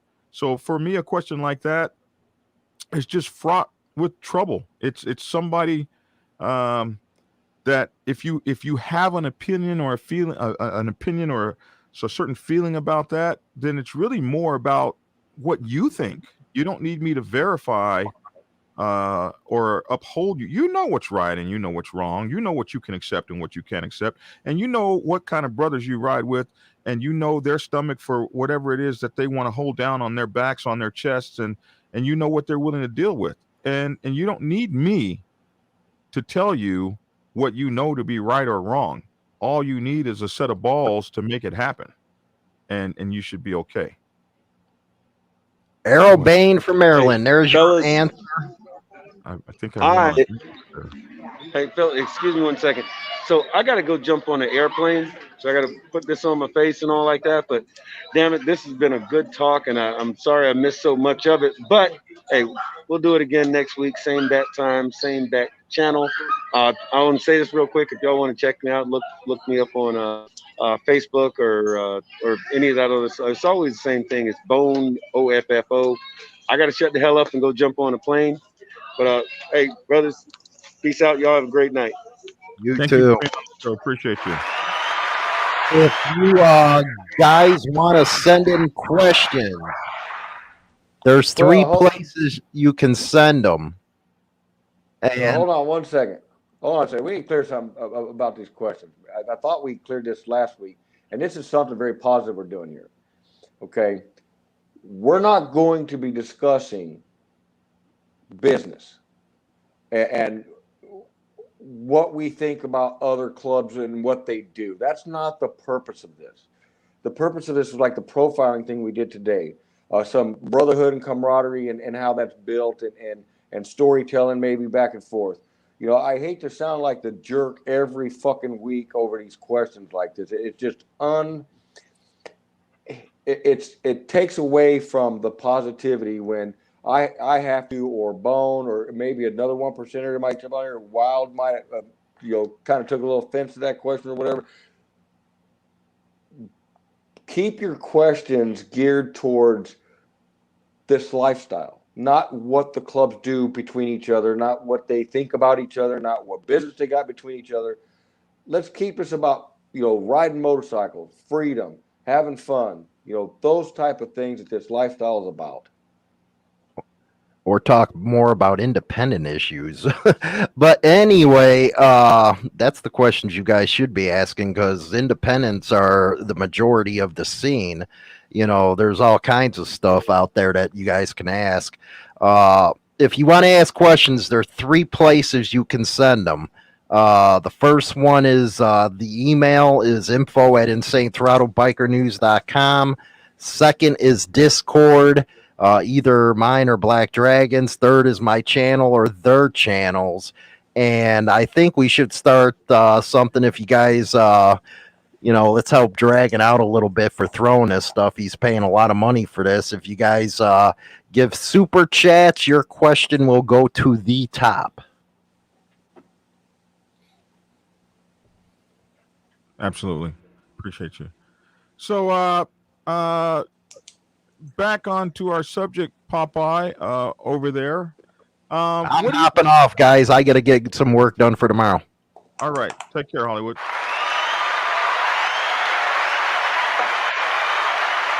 And it looks like we're getting ready to lose Wild on Twos as well. After he gets off of, he turns the speaker back on. Turn your microphone back on. Yep. You're out. Okay, so he's talking. He ain't listening. Turn your speakers on, man. How about now? Yeah, man. All right. I'm going to be taking off, but before I take off, I just want to piggyback again off Shaggy, what he said. A lot of times, like even my videos, I try to keep things positive as possible, because there's a lot of people on YouTube, other creators, and of course they do it for views. And it's just like a movie. They like putting that little gas in the fire because they get all those views. And it's not dealing with what Popeye and OG are doing. They're doing like a lot of the work, right? We hear a lot of us crying about things, but they're doing all the work. It takes numbers, like Shag says, the numbers of people, commitment, time, and persistence in order to deal with the biker issues and talk about more of the positive side. The more we put negative things on here, and I talk crap with Shaggy or talk shit to him about something, in my opinion, our opinions don't matter. This is a lot bigger than us. It's a lot bigger than me, him, BD, Hollywood, Popeye, OG, all of us. So at the end of the day, we just want to get this together so then we get more positive, not only positive, but the agendas for people to really go after. I get there's views, but there's more than this in views. And that's about it. But I got to get going, guys. Love you guys. Thanks, Popeye, OG, for all the work you guys do, man. That's awesome shit. I'm over here in San Antonio, so I'm nearby, so. Take care, Shaq. Take care, BD. Take care, everybody. Take care of yourself. All right, bro. All right, Popeye. Any closing stuff? What do you got coming up? What's going on? What do we need to be focusing on? Give us our agenda. What do we need to know today after talking to you that we didn't know before we talked to you, and give us a plan for moving forward. You want to handle that? I would we pound on it, and it's ride, record, report, and then go after the law enforcement videos after the incident to wake them up to the fact that they're no longer not being watched. Yes. And that's what you have to concentrate on. And you have to get people out there to check on the databases in their state, and don't let them come back with, well, I'm afraid if I check, they're going to put that's going to give them the information to put me in the database. Let me say one thing right now. The entire nation, with everything that's been going on, is getting a taste of what we've been experiencing for years. We know there are courts that are crooked as hell. We know there are law enforcement that lies, and lies again. And that is all the way from the national level to your county courts to your city courts. These guys have been colluding with each other for decades and getting away with it. And now the whole nation is seeing people that are experiencing the lack of due process. They know what's going on. They understand it. And now we've got to push the envelope. That's what we need to do. That's the reason that's the reason it is so important. It is so important. Let me say this. It is so important that when somebody comes and tells us they've been profiled and they talk to me over the phone and I say, send me an email. Tell me when, where, what, an officer's name, a badge number if you have it. Give me all the details and we'll see if we can help. And probably 9 times out of 10, I'll never get the email. I know everybody gets busy, but it's so important that we get this data. It is so important. And if we can find a law officer that is doing this kind of stuff over and over again, guess what? We can file complaints on them. And it will, I promise you, it will wake them up, because I'm fixing to file a complaint on the Inspector General of the DPS. So the DPS do not follow their own damn guidelines. It's willy-nilly here in Texas. And let me say this, it is still a free state. We're still wild as hell. We're not going to comply with this stuff. We're not going to quit riding side by side. We're not going to do any of that stuff. We're going to keep on keeping on doing what it is we do.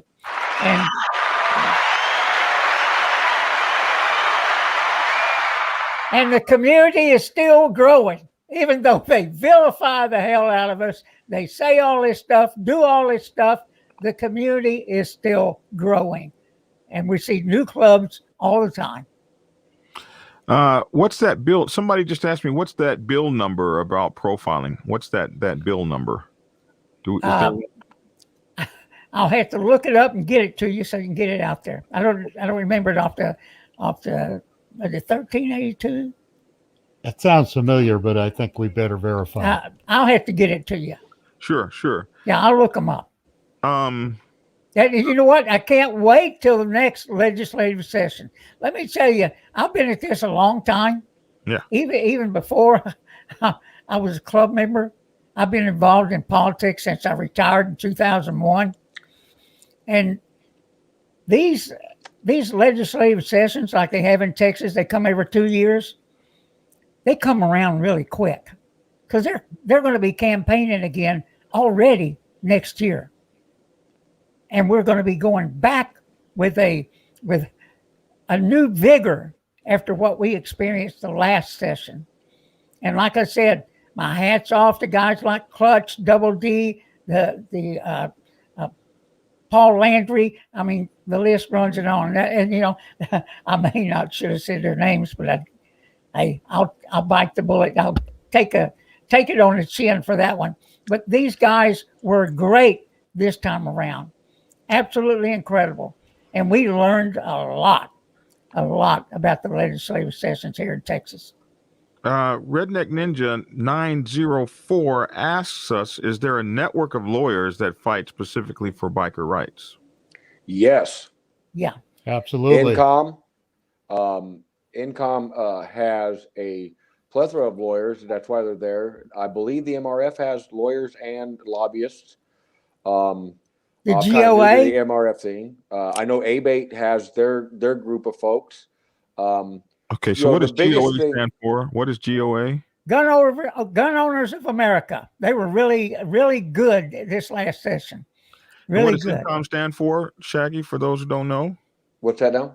What does INCOM stand for those of our National Coalition of Motorcyclists. which is run by the lead Richard guy's Lester. lawyer. Yeah, Richard Lester. Mhm. And so those are a couple of organizations that we know of that have lawyers there, Redneck Ninja, that will fight these specific kinds of cases and gun owners of America. So I think that's good to know. Popeye, I got your thing running on the bottom ticker. Popeye and OG from Texas Biker Radio. Your YouTube channel, and you're on Rumble as well. Tuesday nights at 7:30 p.m. Central Standard Time. Is there anything you want to add to that? A phone number, email, anything like that?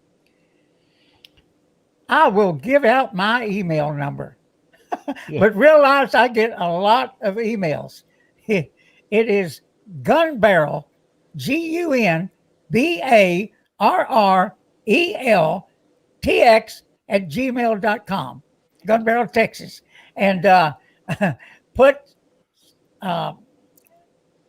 up in the subject line what you're sending me the email about, because I read those first. Mm-hmm. Whether it's motorcycle profiling, whether you've been profiled, whatever the question is, or whatever you want to tell me about, just make sure to put it in the subject line so it'll get my attention, because I get a lot of junk. We have people that attack us all the time because we are a political club. We do get involved in campaigns, as you well know, from the Abel Reyna deal. That was so much fun.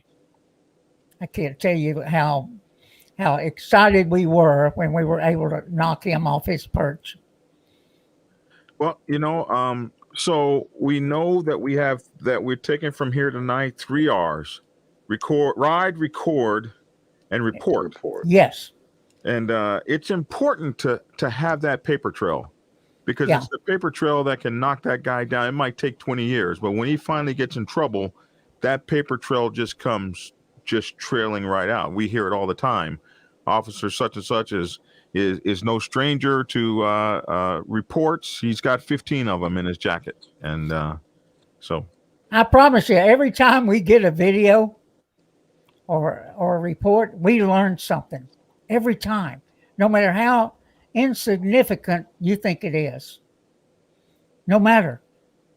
Send it to us. Let us know what's going on, and give us all the details you can. And in many cases, we'll go get the body cam. And I love that fight too. We've had many of them, so it's incredible. And Black Dragon, let me add one thing. When you were talking about a while ago about my cancer and the COVID and everything else, I had a stroke 4 months ago. Oh, Lord have mercy. You're a tough old bird. He's a tough old bird. I want to grow up to be tough like you. Cancer, COVID. And you should have heard him. He did one video one time I saw not long ago. He was yelling and hollering at the people that were coming up with all this junk information and everything. And he was like, I ain't taking that stuff. And I'll be damned if he didn't beat it all. So, and his father was ill, and he's my 93-year-old dad had the COVID. and these guys just beat it all. So it runs in the genes over there with Popeye and them. So Popeye, what branch of service were you in, sir? I was in the Navy. All right. I served on 4 different ships, and USS Uvalde, USS Casa Grande, USS Shadwell, USS Lorain County, and I was in an outfit called IUWG-2, Inshore Underwater Warfare Group 2, and so You were a frog man? No, I wasn't no damn frog man. I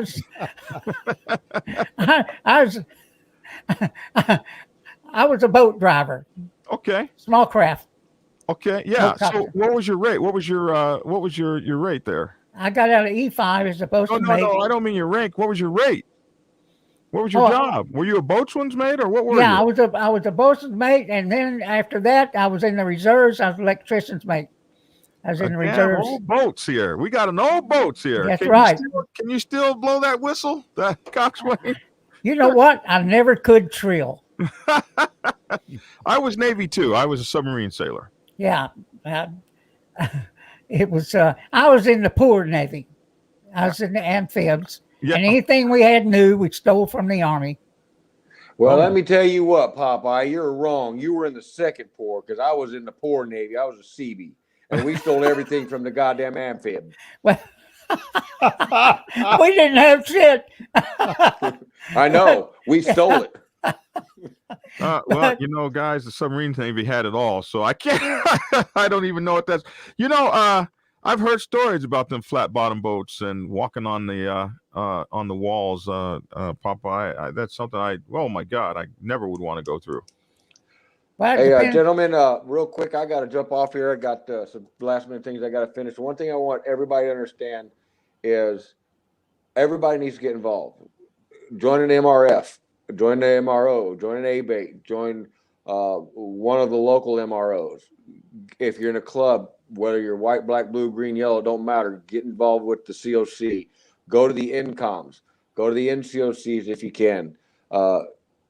Get involved with all of those areas. Fill out the information that Popeye's talking about so that we can take that to the legislators and say, hey, there's a visible problem there. Get involved, get involved, get involved. If you don't get involved, you can't bitch. You really can't because, you know, if you can't help those that are trying to help you, it kind of makes our fight really that much more harder. Getting involved with the MROs, that helps them with the legislative side, and we really need those people. Those people know what they're doing. Getting involved with the NCOMs and getting involved with the COCs, that gives the clubs a voice. The clubs ain't never really had a voice before, but now they're coming together by using the COCs as the voting block and stuff like that. You guys need to get involved with that. The last thing I'll leave you guys with, I won't be on next weekend. You guys take care of yourself. Black Dragon, thanks for what you do. I will keep in touch with you, sir. And then Popeye and OG, you guys do a pretty cool thing down there in Texas. You know, you guys got some amazing people down there that are really working on your side. And I can't believe you guys are still fighting this bullshit. But you guys have a good night. All the listeners, you guys, thanks for your questions. And Uncle Shaggy's got motorcycles to ride. Y'all take care. All right, thank you, Shaggy. Yeah.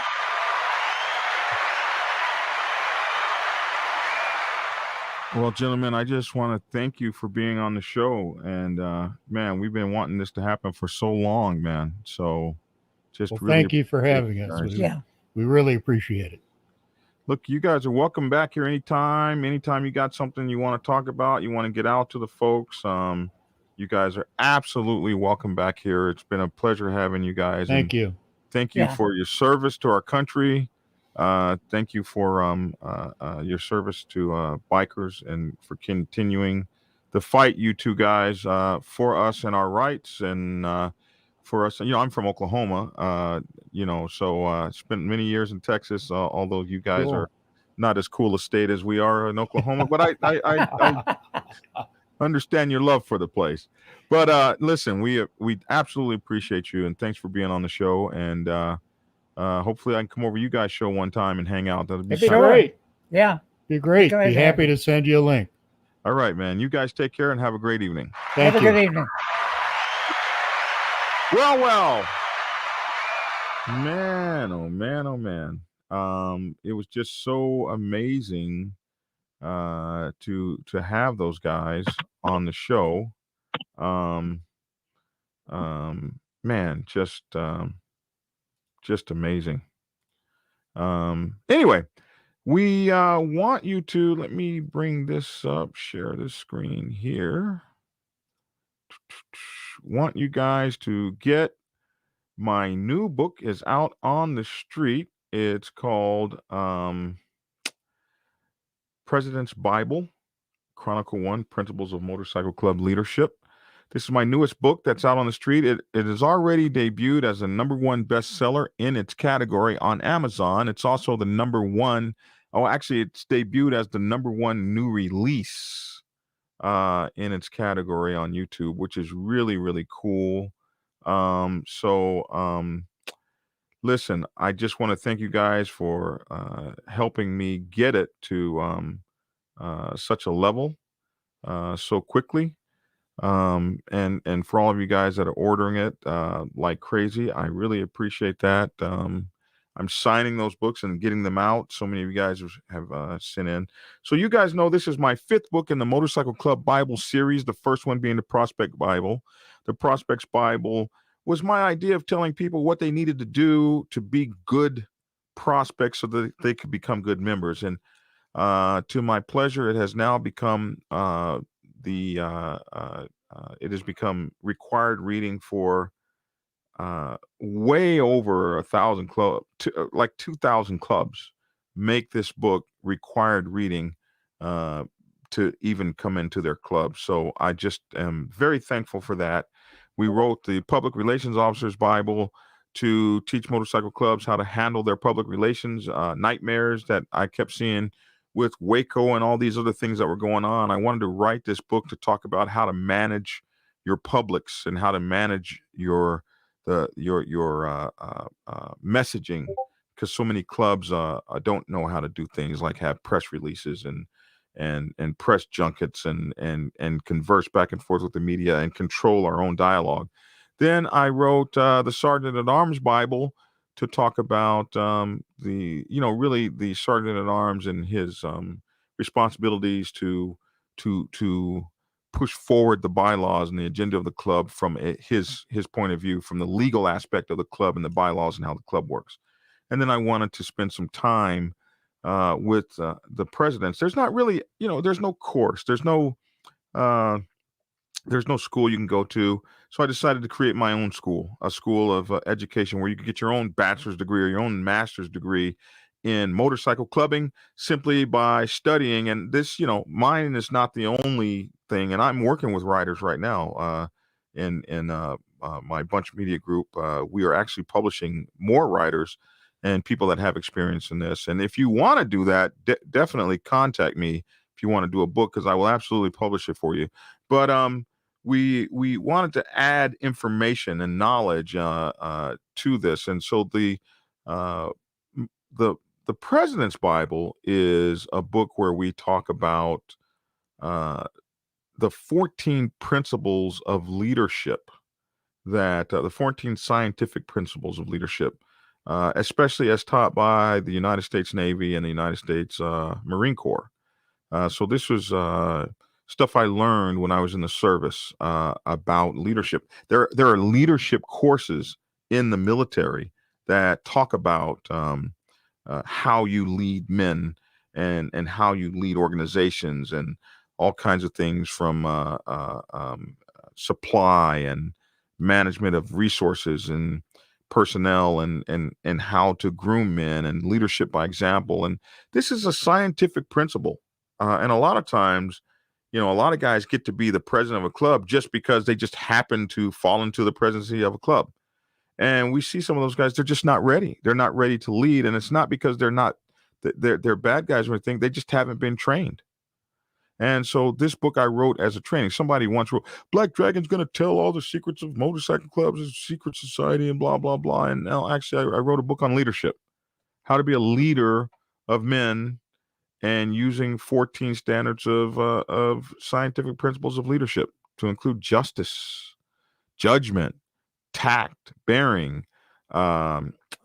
initiative, all of these kinds of things that people need, how to garner trust, how to lead by example, how to have courage, how to have endurance, enthusiasm. The Marine Corps teaches leadership. JJ Did Tie Buckle is an acronym that they use for justice and judgment and dedication and trust and initiative and endurance and bearing and all kinds of things, like these 14 principles of leadership. And so that's what we wanted to talk about.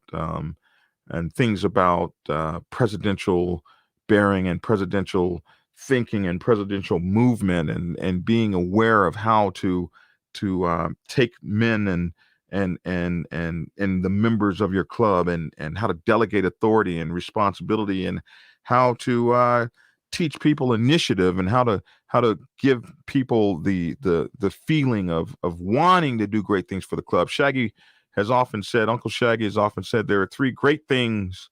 There are three things that every great organization has to have, and that's respect, communication, and participation. Those are the three things: respect, communication, and participation. And so we talk about how to garner those things in this book. So hopefully, you guys will get from this book your bachelor's degree, as it were, your training, your leadership training, whatever the case may be, in executive motorcycle club leadership. And somebody says there a package price for all the books. You know what? Send me. Yeah, I didn't think about that, but yeah, send me a message, Black Dragon at blacksabbathmc.com, and we'll figure out something like that for you if you want to buy all the books. Somebody bought all my books today, every single book I ever wrote, and I'm just so appreciative and thankful for that. Richard Williamson, I appreciate you for that, man. Thank you so much for your support, for my efforts, my publishing and writing efforts. So anyway, the President's Bible, Chronicle 1, Principles of Motorcycle Club Leadership by Black Dragon, former national president of the mighty Black Sabbath Motorcycle Club Nation.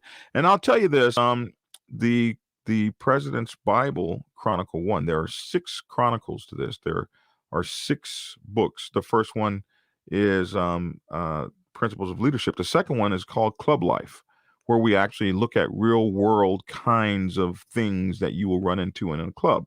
Everything from running into members that are dealing with substance abuse issues, to serious depression, to all kinds of things, from coups to people trying to take off with the colors and your logos, and all kind of problems with police officers and cops coming down on your motorcycle clubhouse and trying to shut it down. All the things I've seen over the past 32 years. So that'll be in the second chronicle. So we've got a lot of education for you guys, man, coming up. Ghost Eagle says, I followed you from the beginning, Black Dragon. Thank you, Ghost Eagle, man.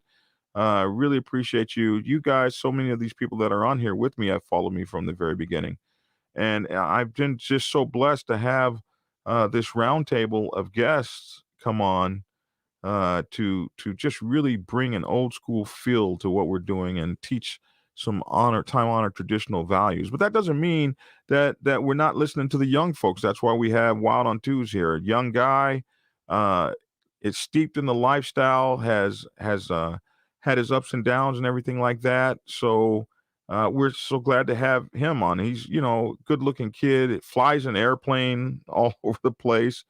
Races, so he's not like your typical biker. Races cars, flies airplanes, is in the medical profession, a real professional guy, and is a badass biker in a badass club. I mean, just cool stuff. Like, this is what we've got going on. This is who we are as bikers. We are an eclectic group of individuals that do great things, and we love that win in our face. And that's what we want to talk about. We want to talk about the great fun that we have. Vegas Solar MC, SOLR_MC. Hope I said that right. Just ordered the President's Bible. Listen, man, thank you so very much for that, Vegas. Ordering my book. I definitely appreciate it. So listen, we've been on forever now, 2 hours. I wanted to stop at an hour, but that didn't happen. I'm trying to get these shows down to an hour. And maybe we have too many people on, but as long as you guys are getting this information and it's helping you, we're going to just keep doing it, and absolutely appreciate you all for joining in. So check out my book, man. The President's Bible, Chronicle 1, Principles of Motorcycle Club Leadership. We also have Prospects Bible. We have the Public Relations Officer's Bible and the Sergeant at Arms Bible. And we're just going to keep pumping these things out, try to get this information out to you good folks that want to know about it and want to hear about it. So I'm Black Dragon. Let me get you some outro music here. I think we have some. Where is it?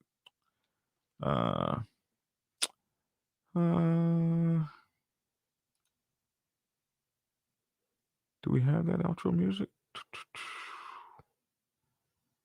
Yeah, I'm new to this StreamYard thing, and for those of you who are listening to the first one that we did, we had all kinds of problems in the beginning, but we figured it out and got to a better show towards the end. So I will do this video file here. Yep, this is it. So this is our outro music, bringing it on. I'm Black Dragon. I want to